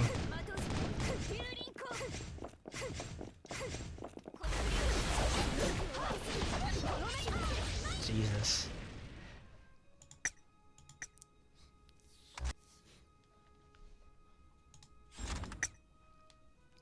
No one likes the orc ending. Of course not. The orc ending is an inherently bad ending. You make them hella pregnant and they think they grow a whole bunch of penises at the same time. Isn't it great? It's disgusting. They get a whole jar of pickles shoved inside them. That's what happens.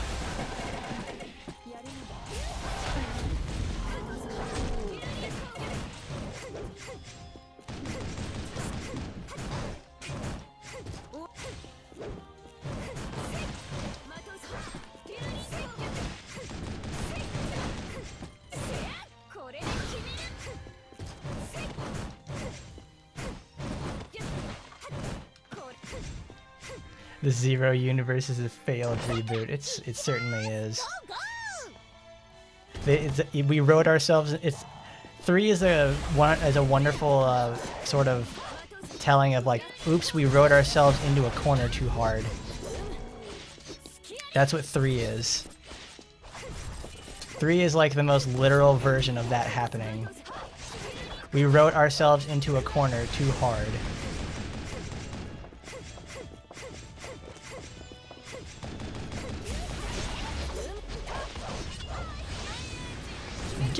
Asian. Okay.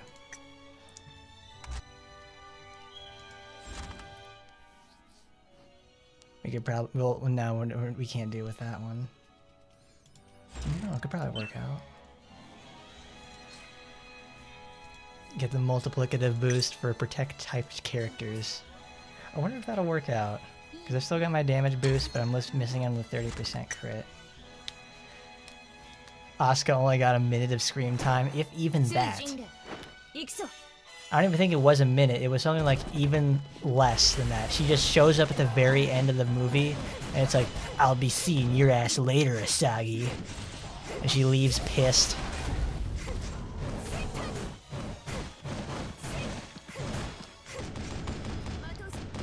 How you doing there, Pinnock? We're doing floor 60 with Sue over here, and we're getting our asses handed to us. Of course, because it's, you know, floor 60.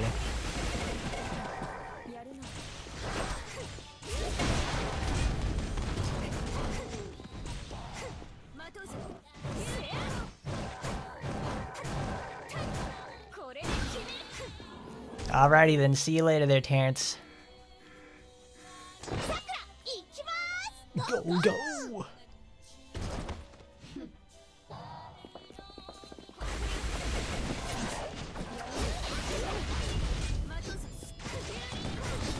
There are probably better ways to do this mission, but it really gets to show you, like, okay, if it doesn't happen immediately, it's going to be a death sentence.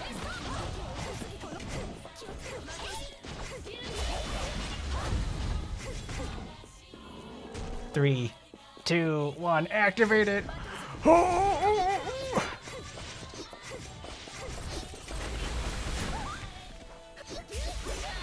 No! No! Oh no. Oh man. Damn it. Alright. That was so close.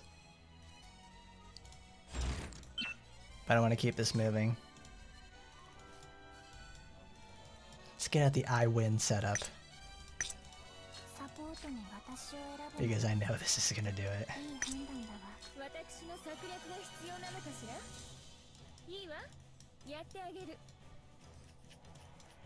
Where is... There's the little kitty. Sorry, no Ryu Hashin. We gotta use Nakirosu. Because it's gonna blow him the fuck up. Floor 60. You are... 60 to 70 is always such a really tough stretch.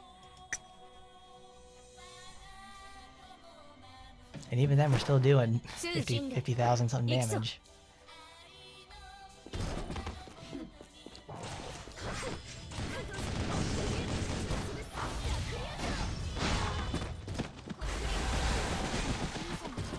I don't know, maybe also one of those situations where it's like, I could wait for Koyuka to come back online and then keep using it to keep my distance.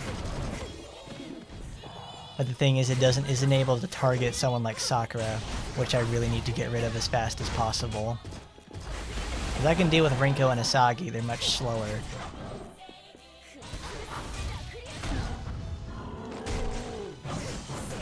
Maya Cordelia being in action time, and it means another fencer. Another fencer, guys. Just hear that one? That means they're gonna play just like they're gonna play either like Rinko or like Ingrid together. Isn't that great? Isn't that what we need? Another clone character. No way. Does it actually? It overwrites it. Oh my god. That is incredible. We just learned something here, fellas.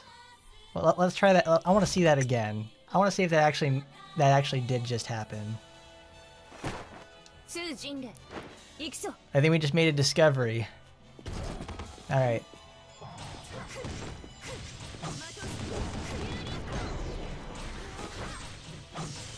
Alright, we have invincibility on.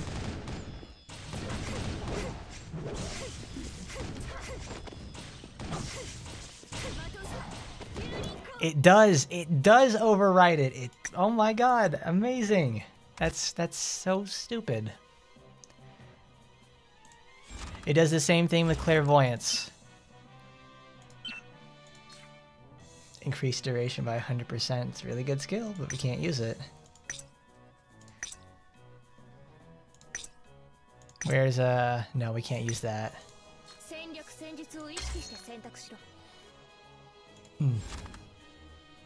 Yeah, bringing Sue to the towers, bring like a knife to a gunfight. You should have saw it there, St. Fox. We just had like I think 5 attempts against 460 with the blue build. We were getting pretty close with the last one, but it's like we're just beating our head against the wall at that point. We're not doing anything to him.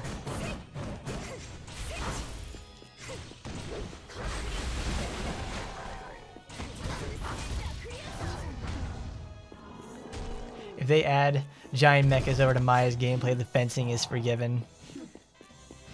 Watch, they'd even do something like with how they'd recycle animations from like Ingrid and Asagi together.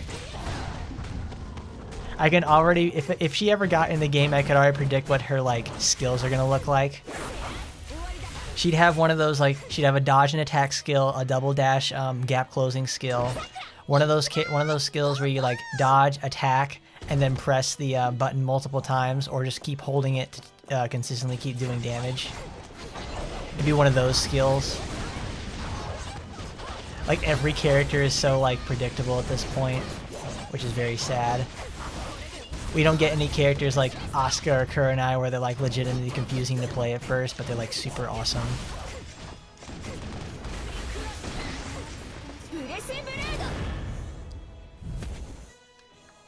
And of course, we still don't have another character that has a transformation type Taimanin art. So you can't do anything crazy like particle generator builds.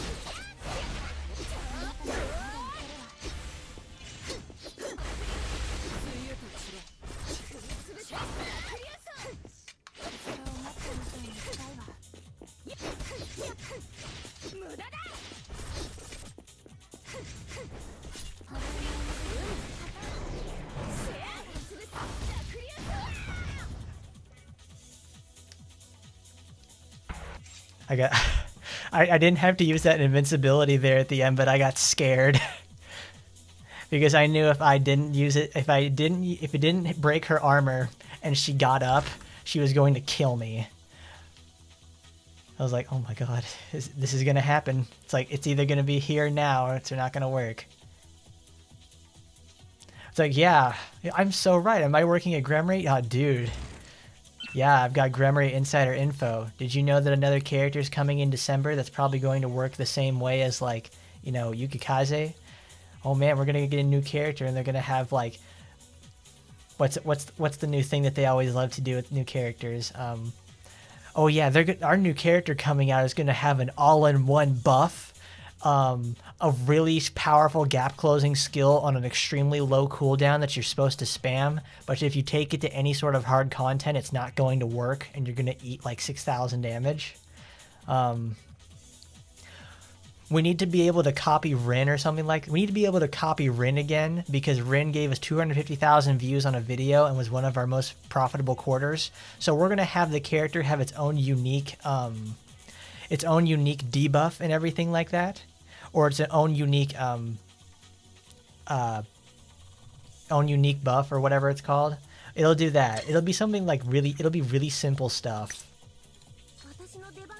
Because they tend to not do any more groundbreaking ideas anymore. We're at 22 characters. It's like, come on.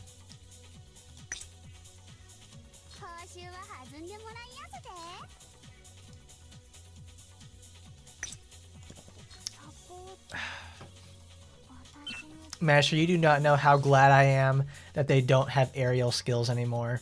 Well, I don't know. Rin has the aerial skill, and I really don't like that she does. However, well, I don't like the aerial skills in the first place because they feel so fucking pointless. They take up a whole entire slot and they're like terrible. But the thing is, if you take out the aerial skill, it forces them to create something new for that character, which is like really good.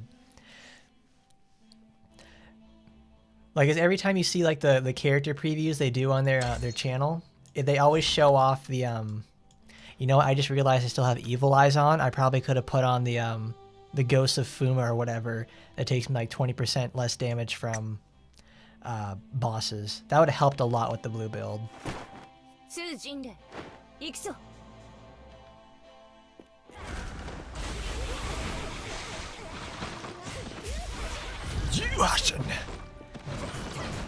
Rin has the aerial skills, but it's when I did the first look gameplay for Rin, I talked about how Rin is very combo centric, and she is. She has several things to make setup work for her, and I also mentioned that in the review too.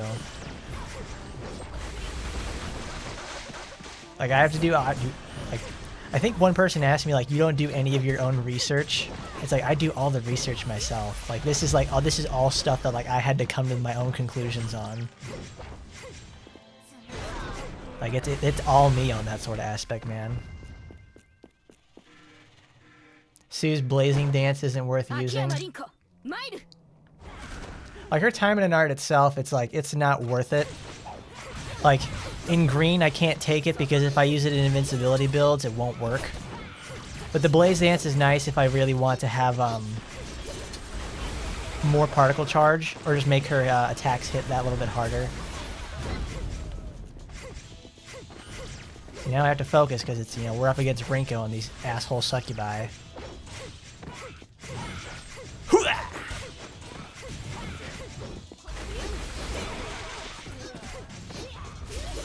That was a bad idea. I'm dead. They could have reworked that skill out of Rinko. They could have reworked that skill out of Asagi. Asagi and Sakura. They don't need that skill at all. It's legitimately terrible every time. Oh, come on, Sue, come on. Oh my god. Please. Oh, survive, little girl. Come on, you can do this.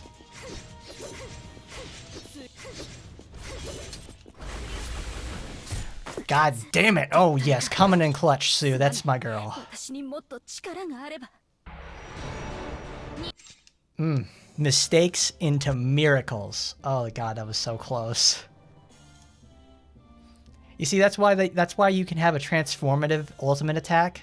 And it allowed me to heal when I was using it. It's like, that's great. That's fantastic. Why can't we have more transformative ultimate skills in the first place? That was great. Jinglei, 行くぞ.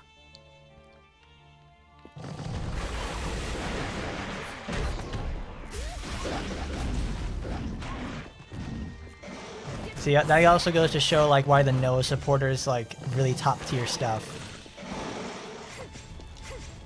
It's super duper safe, and it's in a color that needs not only just safety but also bonus damage.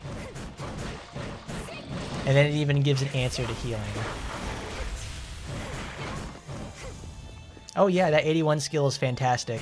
I don't think I've ever taken it off of Sue ever since I got it, because it's like the best problem solver she has. Because Sue requires her to be so close to everything in the world, and now she doesn't have to be. She has Astaroth level connection without having to do anything regarding it. It's the best thing in the world. There's no reason that you shouldn't have Sue at 81 because it's just such a genuine improvement to her.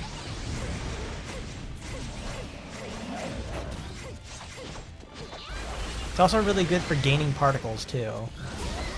That's a bad idea. Lost my Ruhashin.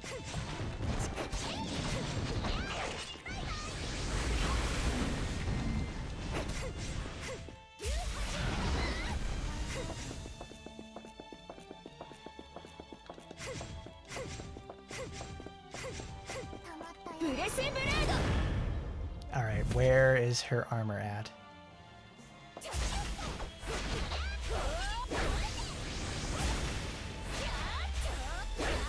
I'm not going to get another armor break. It's probably going to kill me this time, too.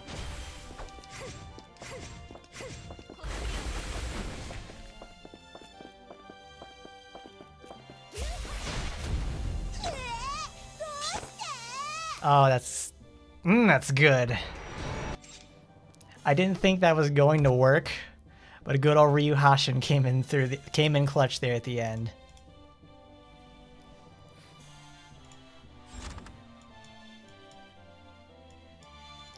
Oh, this is the enemy's floor.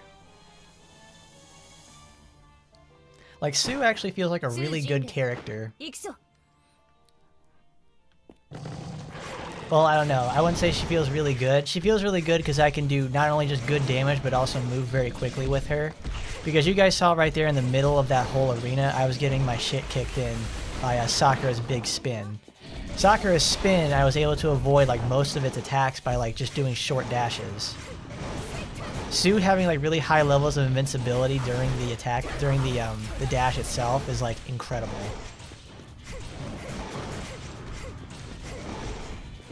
And the fact that it's so fast and it doesn't have any like those super stupid delays in between them is like amazing stuff. There's no quarter-second delay like when you try to double dash with someone like Micah. Get out of here, I'm gonna stomp on you. Because they have like a quarter-second delay to prevent you to like keep from like directly mashing. But you can do that with like a bunch of older characters. I don't know why they stopped doing that.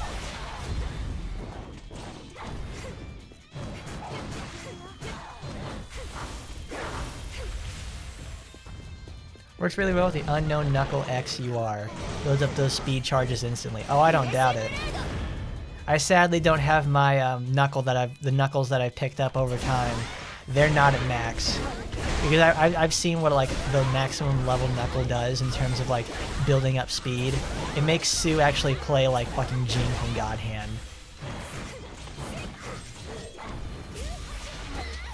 You can't do the same sort of moves as Jean, but it's still just as fun.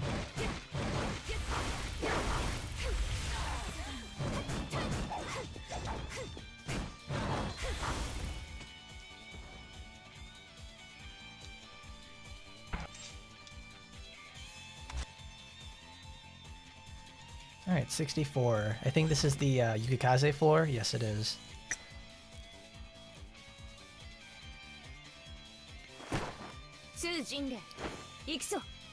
I haven't changed her clothes. I keep forgetting about that. I'm just having such a good time playing the game.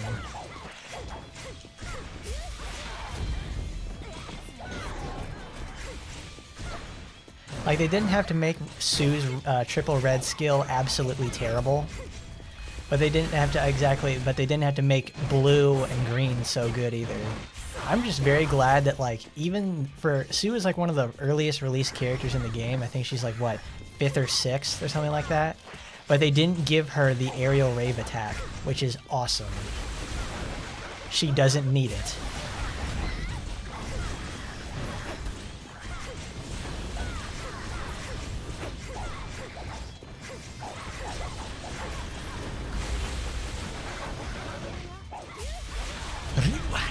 Yeah, baby.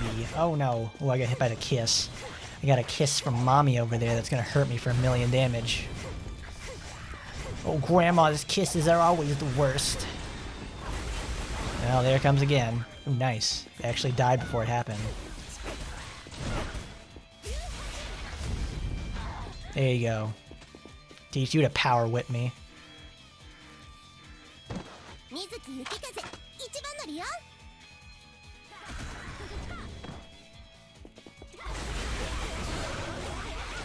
ブレスブレード。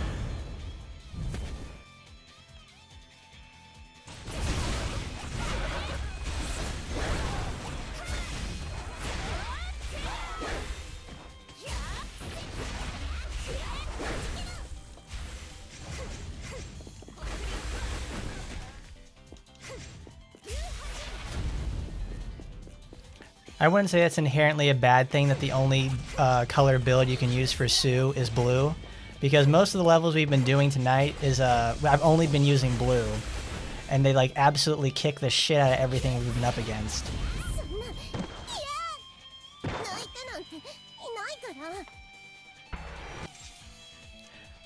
Like the fact that I can like, if they all crit. If the hits for Ryuhashin actually all crit, they would probably kill Yukikaze right then and there, but they don't.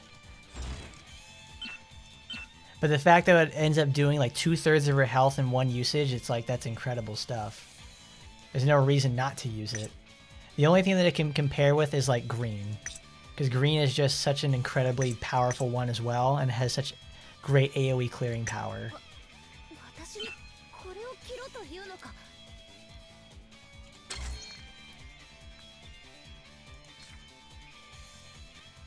Yeah, we don't need evil eyes. We need wood art.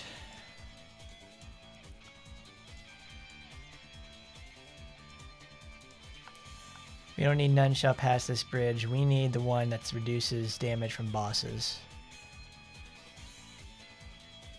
The most shadiest ones.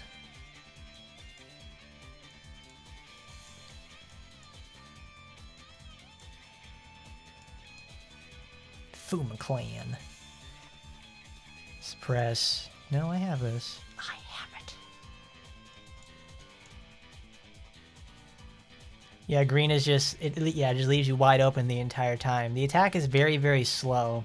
It's the same thing with blue. It leaves you extremely wide open, but it also has like defensive options as well. Obviously, there's no way you're going to have healing with Sue, but you're just there to have like as much damage as possible.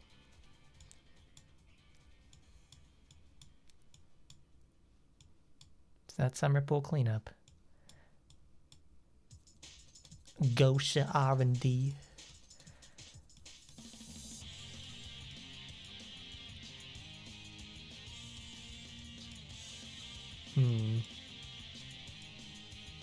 Weapon skills. More potions. Did I favorite it? I don't think I did.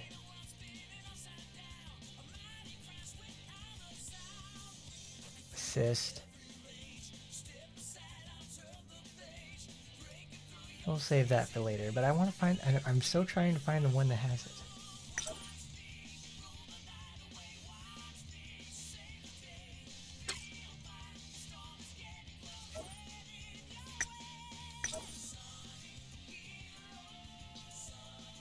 I don't exactly know what the filter's supposed to do for that. The ones I don't have yet or something.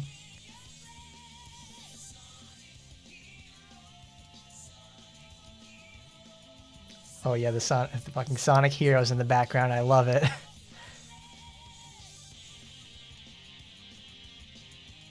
Machines.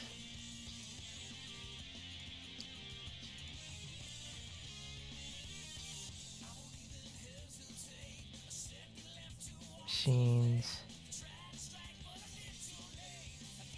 Humans. There it is. It's the name of Fuma. That's there. Favorited it. Because that's the one I want, because it makes me take a hell of a lot less damage from these assholes. There we go, 65. The girls are back.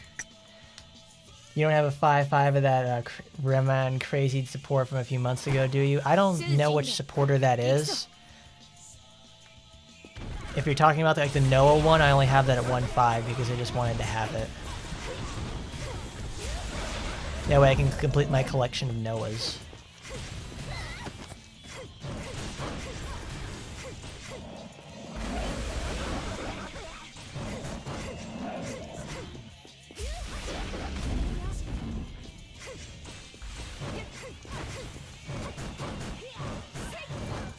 Can you use a Shepasho build? Is it worth using at all? Not really.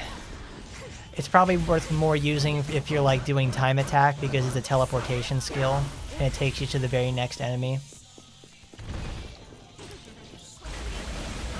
But typically I don't use those sort of attacks on anything like this because they're almost always a death sentence against like the bosses because they can survive it.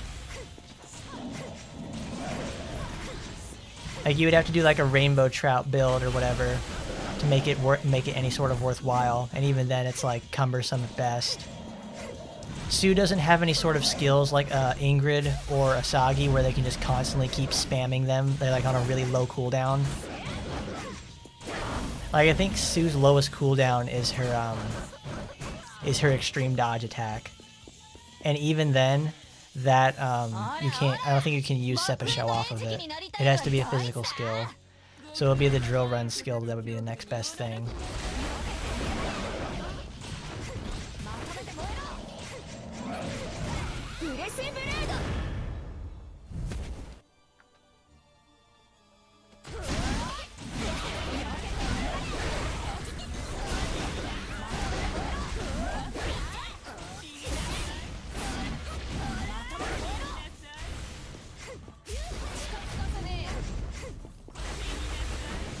Ooh, jeez.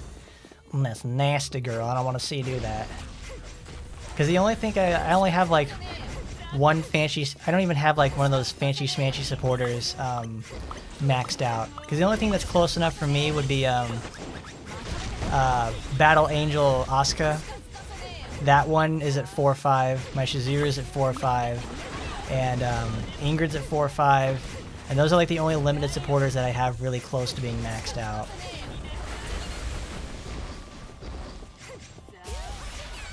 Now you're done. It's about to get a hell of a lot easier.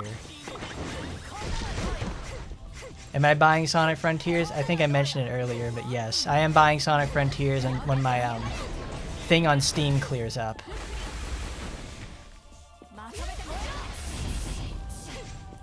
When that clears up, I'll go get me some Sonic Frontiers.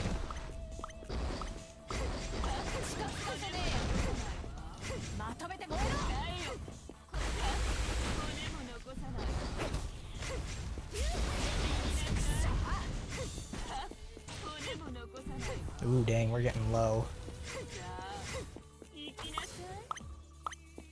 I've never heard the Yutos do that before. I've never heard their like sound effect for it.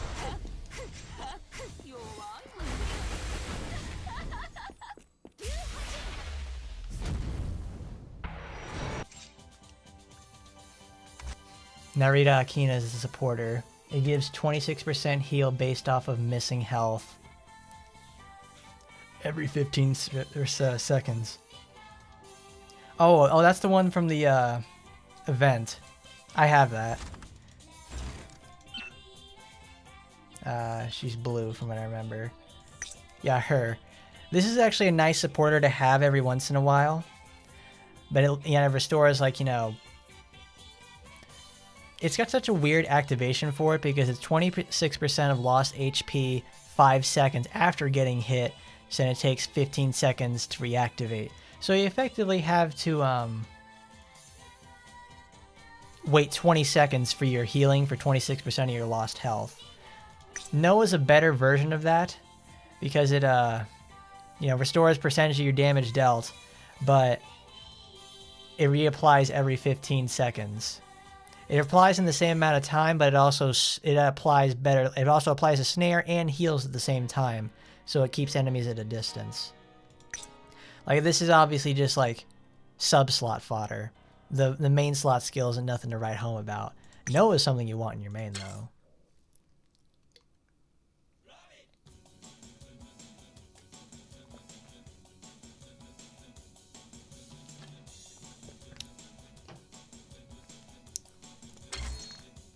I hear that Frontiers has really hit it out of the park in terms of being like a Sonic game that people really want to play. I want to try to remain spoiler free on the whole Sonic experience, but I don't know how well that can happen because, you know, it's Sonic and everything. So use Mighty Knuckle. Oh yeah, we'll use my favorite, we'll use original Sue, but it's the color that I made for her. It's this light purple. 私にこれを I don't know why. I always liked using the light purple color on all the characters because it's actually a really good look for them in a lot of situations. 主のサポートの執事の Actually, no, we need Noah back on there. We need to switch it with the critical damage lady. 主のサポートの執事の行方 And critical damage lady can take a hike for a moment. We need Noah because everything starts hitting us for like 20,000 damage. I hope Sega does allow Frontier streams for like companies like HoloLive and all that sort of stuff.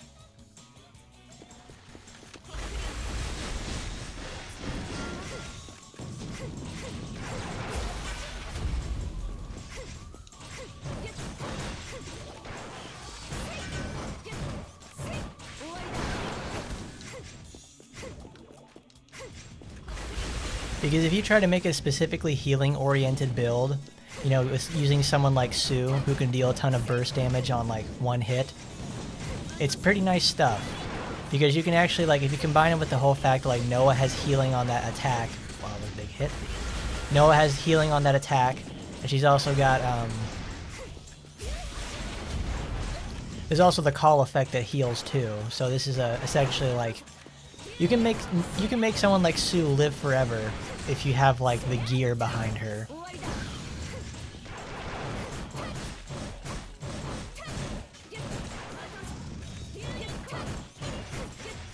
Because I know I mentioned before that like if you don't have the gear invested in Sue, she's gonna play like absolute garbage. But when you do, she feels absolutely incredible. And this is what it feels like when, you know, like you actually get a 5/5 weapon for Sue and you can put it in your main slot.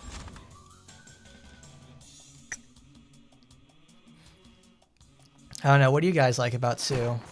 What makes Sue a really good character for you, or just like an absolute winner?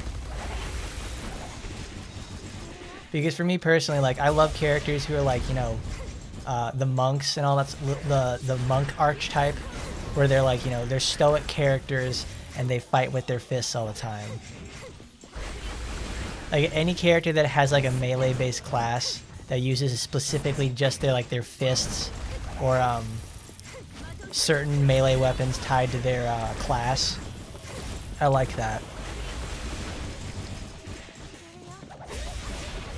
I don't exactly always want them to stay like, sometimes they make them like healers and all that sort of stuff. Like I don't want to play as the healer, I want to do like 100 hand slap and all that sort of stuff.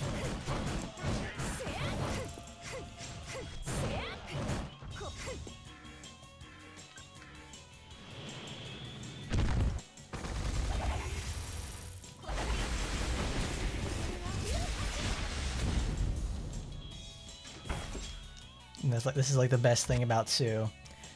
The moment you just use Ryu Hashin, and if every hit, and even just like getting little bits of crits on there, they just instantly delete enemies. スーJinglei That's what I love so much. It's the same thing with Ingrid and her fireball, because it's just like, each one of those, the ball travels so slowly and it deals so much damage. Like it's the best thing ever for killing bosses.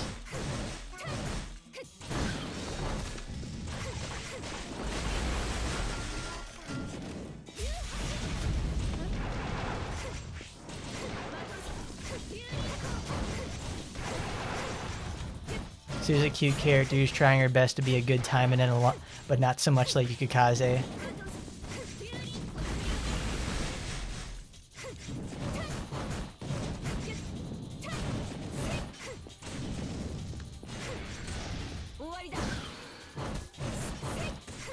I do like the fact that you can just break up her attack string and then move somewhere else with it. There's only one other character in the game that can do that, and it took them 2 years to get to that point again.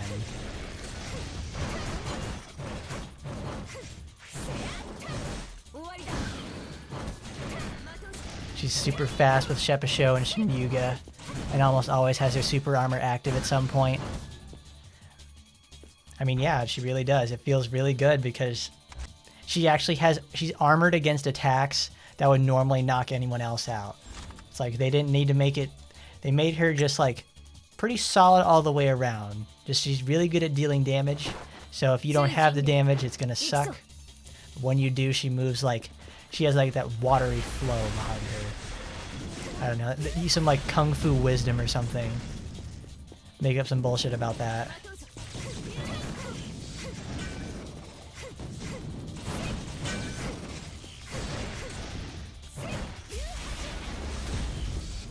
Hey, look at that. I bet that bomb thing has over 1 million health. Because the best thing to do is the best thing to do with those bombs has always been just like let them explode. Get to them first, make them explode, and that's it. Don't even bother with them.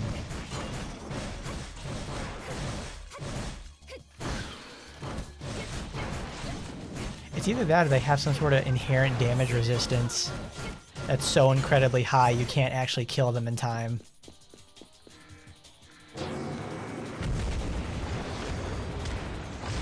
But it's understandable they're Kunigit because they're really Sue's just amazing. I've always hesitated on making a video about Sue because like she's one of those characters that like I legitimately don't understand her very well, but things just like die when she appears. And that's all I can say about her.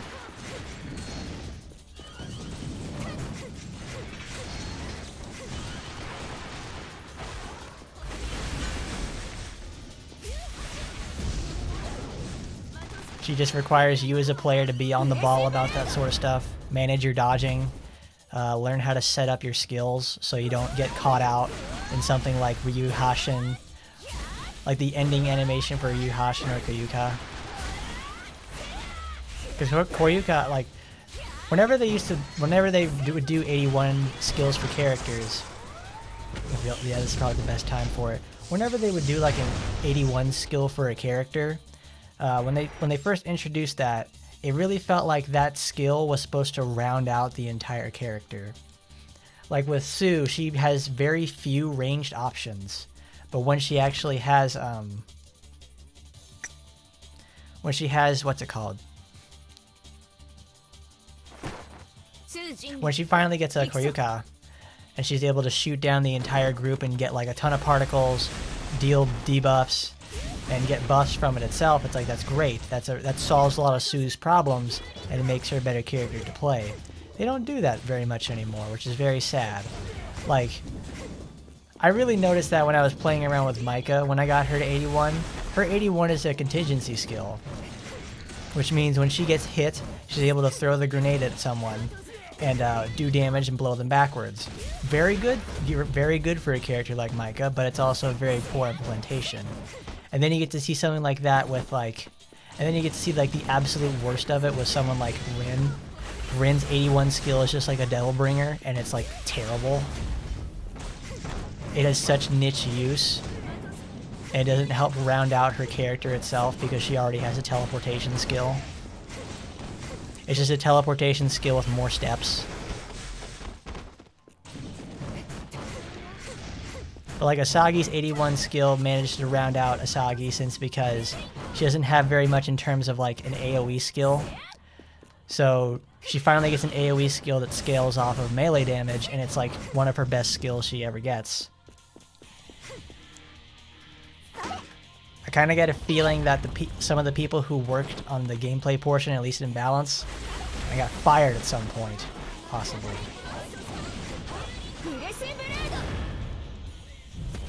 Because the game is not exactly the same as when it started, you know. Not in terms of like, oh, it's mechanically different. It is mechanically different, but it's like the design philosophy has changed, so to speak.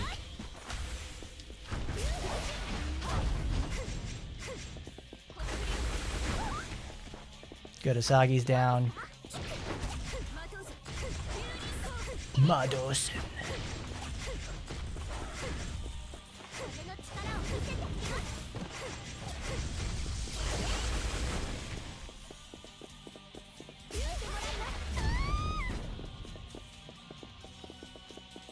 There we go, Yukikaze versus Sue.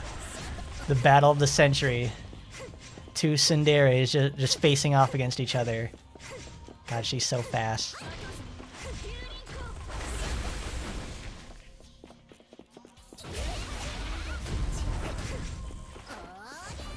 No! Oh, man. I look away for just a moment and I get hit by the lightning balls. Oh, wait, did I? I don't think I left it on there. I should check. 行くぞ The name of Fuma. Okay, it's still on. That was just legitimately on me. Because I stayed too long inside the battle arena. Because I activated Ryu Hashin. That was a really bad idea.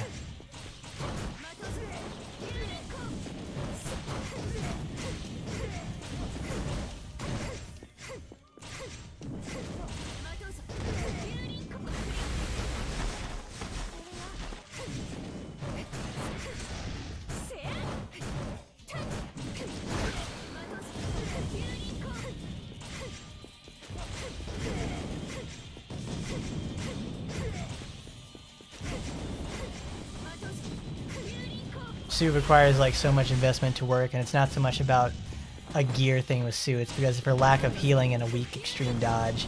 I wouldn't say her extreme dodge is very weak, it just introduces, because all it's doing is just giving her super armor or a specific kind of buff while it's active. It's really good for that sort of reason, but also the fact that it's like, if she can't hurt something efficiently, she's not going to be able to survive for very long. She's got paper thin, she's paper thin in terms of like health.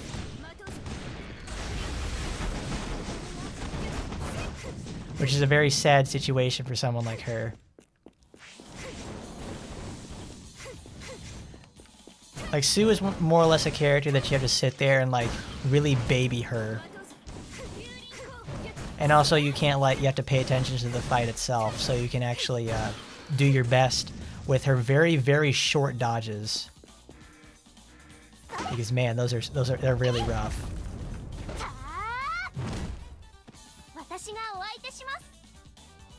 Great job, Mary.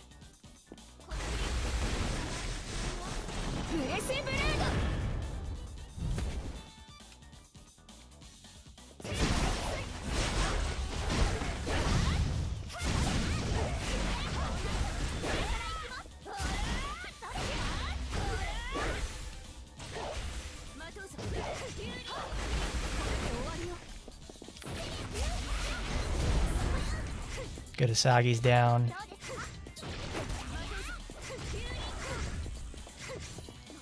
Alright, Masher, I'll see you later. Well, I don't know if I'll see you later. This is gonna get finished up probably in the next 30 minutes or something. Kaze, you should do something.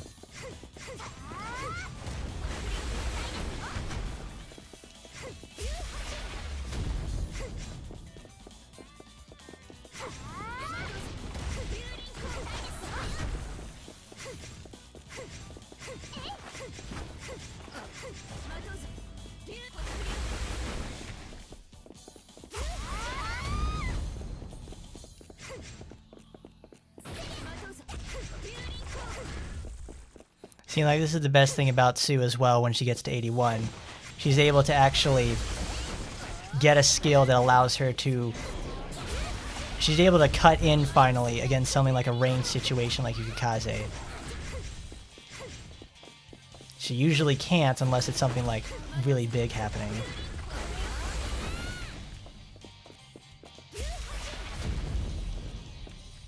See, I knew I couldn't even get in that close, but I'm able to use the ranged portion of like Ryu Hashin and shoot the dragon at her. It's perfect.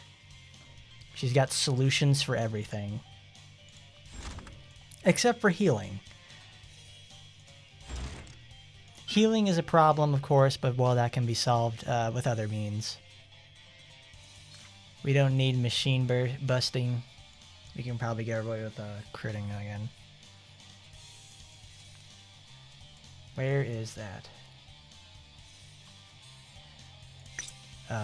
Can I do that? I don't know if I can or not.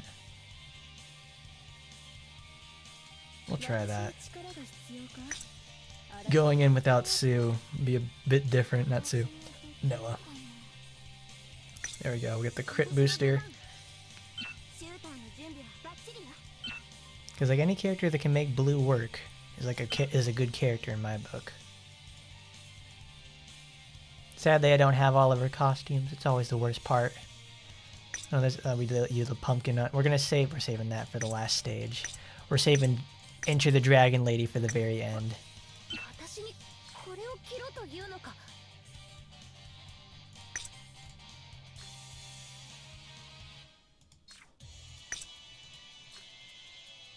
Ninja Gauntlet. Is that gonna work? Yeah, I'll do it.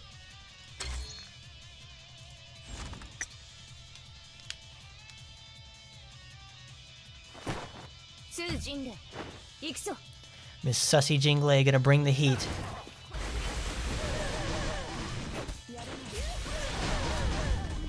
Sorry, we don't have any more healing anymore because we don't have the Noah supporter on.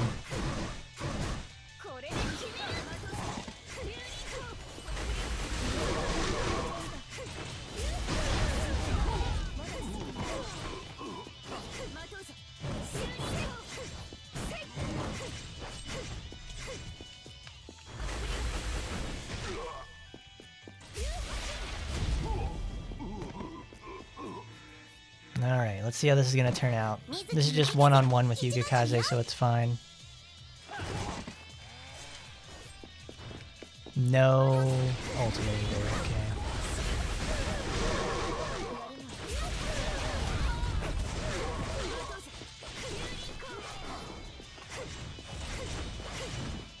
Oh, the only one you don't have is the dragon costume itself. You hope Grammy's going to bring it back. I mean, Dragon Lady is one of those costumes that they like to bring back very often, which I'm glad because it's a very good costume for Sue.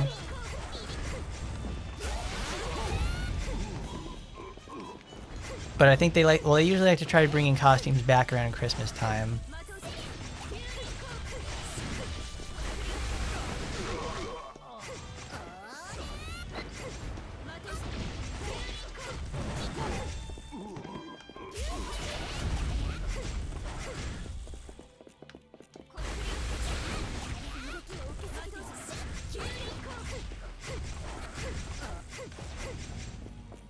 Doing her stupid ass lightning.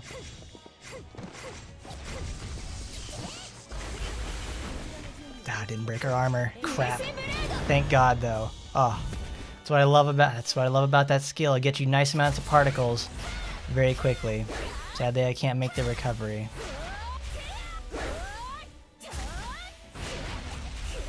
Nice. Ah, fantastic job there, Sue. She's got solutions for everything. This is Astaroth, okay.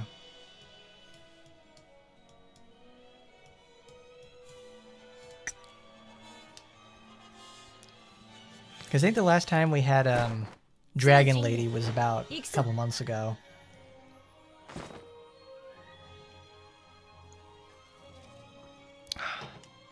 No, it wasn't a couple months ago. It was actually very recently. Because they brought it back for anniversary. Same thing with Battle Angel Asuka.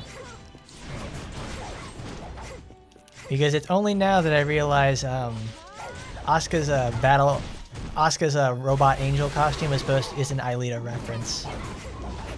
I never realized that until it was like the other day. I'm like, wow. I understand there was like that James Cameron like Battle Angel Aelita movie. Because he likes that series a lot. But obviously, you know, Asuka in that costume does not look obviously like Aelita in the first place.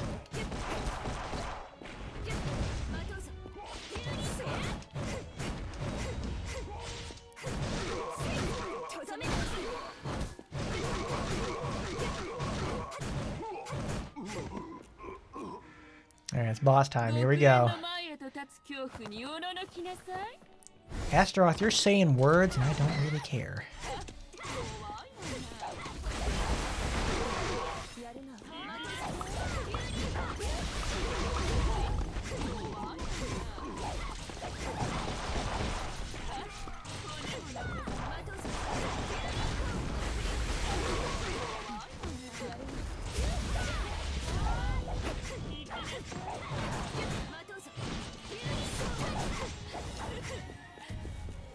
Come here.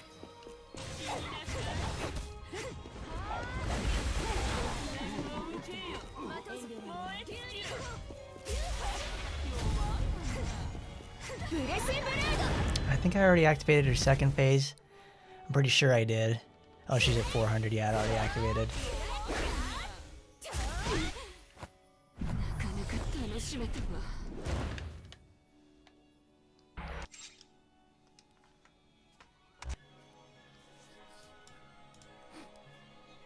How long have we been going for? Oh, cool.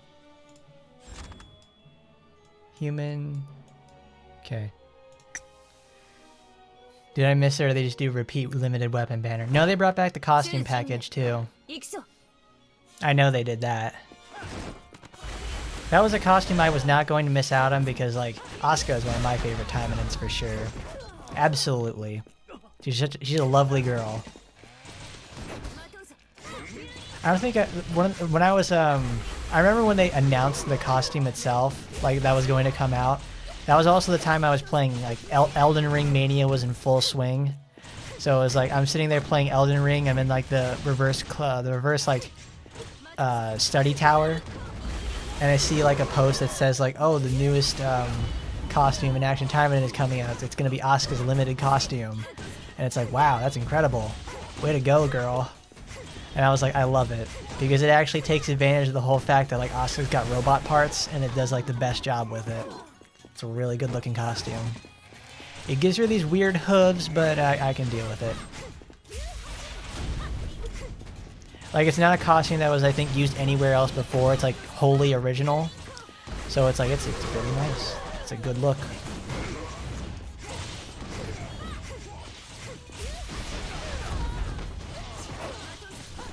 It's not like any Taba reruns or anything like that. It's specifically made for the game.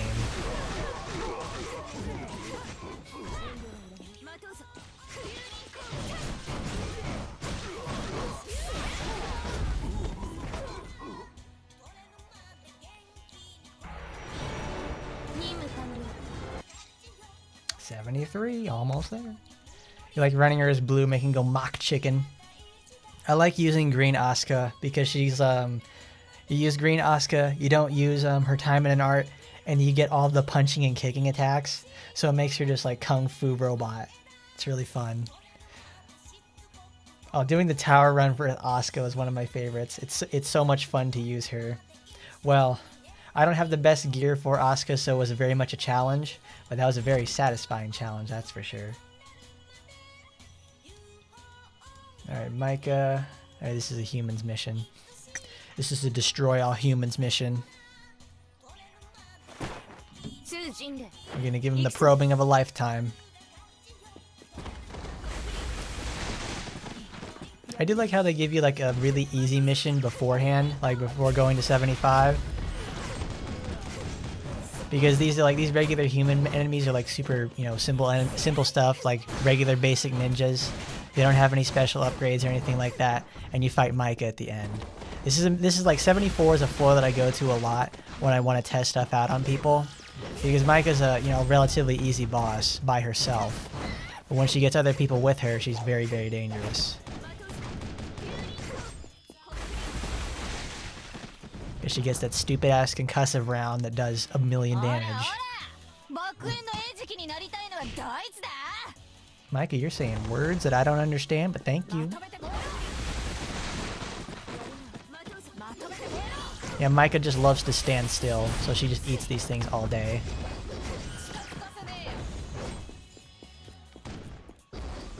Because everybody went kung fu fighting. And she just does a bajillion damage. Alright, see Ryu Hashin's off cooldown. She's put herself in the corner again. And the battle's going to be over on like the next Koryuka. Actually. There we go. I was going to wait for Koyuka, but I didn't need to do that. Alright, the big show.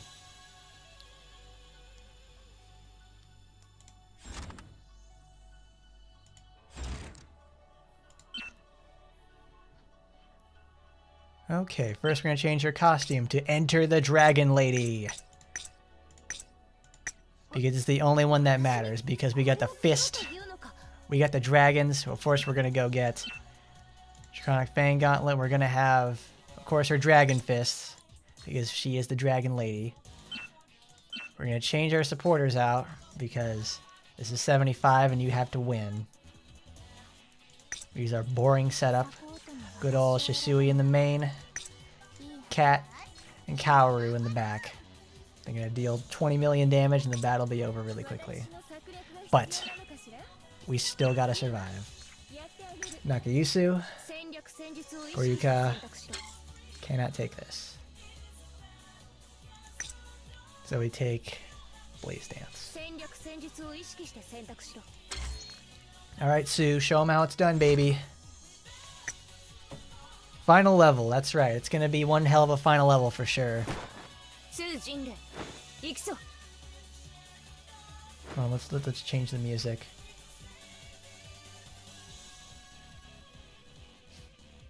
I think we need to change the music for such an important event.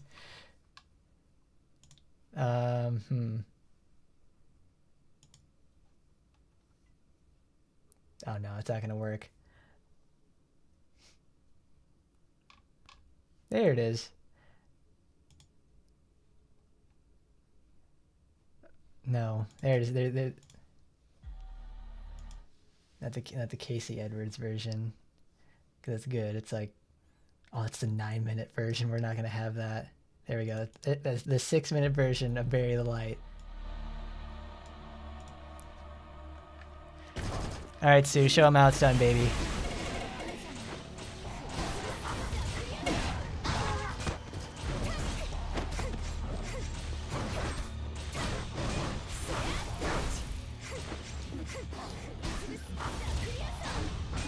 Nice. He actually zoomed in and caught on to that sort of stuff. I don't want the whole version of that song because it's 9 minutes long and has the super long intro. It's supposed to play when they're talking. I wish there was like a Beowulf or some sort of mod you could give Sue for this, because it's really good. Punching their lights out. Alright, here we go. Thanks, Yukikaze.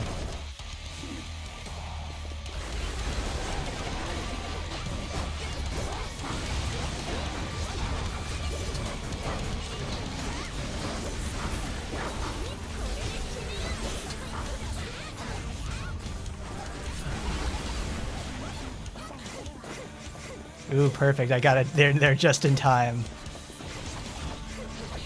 Baton.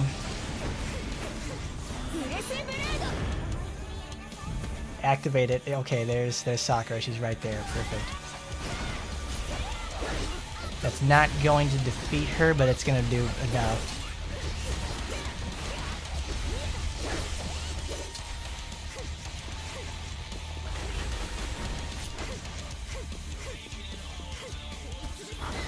Oh no, she got hit. Wait for it to come back.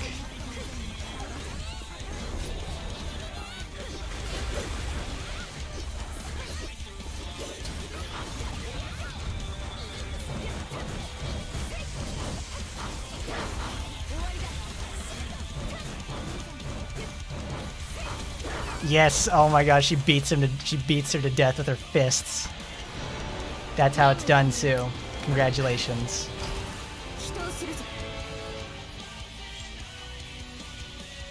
Oh, that's fantastic. Good job, Sue. We're gonna save that picture.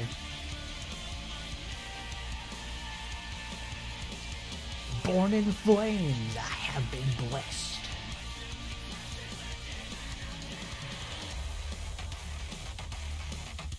When you did it at level 75 with Sue, it took you over an hour of attempts. It reminds me when I was doing it with Asagi, because it's like, even with like 81 level Asagi, it was still really rough. It's like, oh, it was so painful. That was one of those situations where I could feel myself getting a headache and it would grow larger and larger every time. It was just like with Micah, if I didn't want to use invincibility. It's like, nah, you play to win on 75. You don't fuck around. So if I had a harem of stuff, how many would I have? I don't know there, Scorpio. I'm thinking about other stuff right now. Alright, well, that was a lot of fun. See guys, Sue can take down the tower. All you need is just like $1 bajillion worth of investment. money solves all your problems. Well, not so much money. It's just getting free stuff from the nice stuff from the free rolls. But we get to see like the nice, good old-fashioned what the power of blue can do for you. Because this is another character I can chalk up to like blue being one of those. It's very niche, but it solves problems more efficiently than like some of the other ones could do. Because as you can see there, Nakirosu, it's really good for crowd control, but I think if I had like blue that was set up perfectly, it could have probably, you know, one or two shot those all three of the girls on the boss portion. But either way, we still made it through, no problem at all. It was the best part because you just sat there and just punched the lights out of Yukikaze, no problem at all. I never thought I'd actually see it to where I could. I never thought I'd actually get Sue to that completion screen, because I've tried multiple times to get her through there beforehand. It was always either so close or something else would just keep happening. But now that she's got the juice, it actually happened. Oh, of course, someone turn on their car alarm. Thanks a lot there, guys. Well, thanks for coming by, everybody. That was a really good time, and I don't know what the next stream will be yet, so it was a very good time. So, until the next time, everybody, thank you for stopping by once more. That guy's turned off his fucking car alarm. But hey, what are you gonna do? You did it without invincibility and a little bit of self-healing, and it was painful. Yeah, see, there you go, Kun Knight. I was able to do that without invincibility with Asagi, but there you go. It was very painful, and I don't want to do it again. Once again, thank you everyone for stopping by, and I'll see you guys next time on the next Taimanin stream or whatever game we're going to be playing. And then keep an eye out for any new videos that I've got coming, because I've got some projects in the pipeline, and who knows, maybe you'll get to see them and comment on them as well. And either way, thanks for stopping by, everybody, and as always, I'll see you next time. Goodbye, everybody.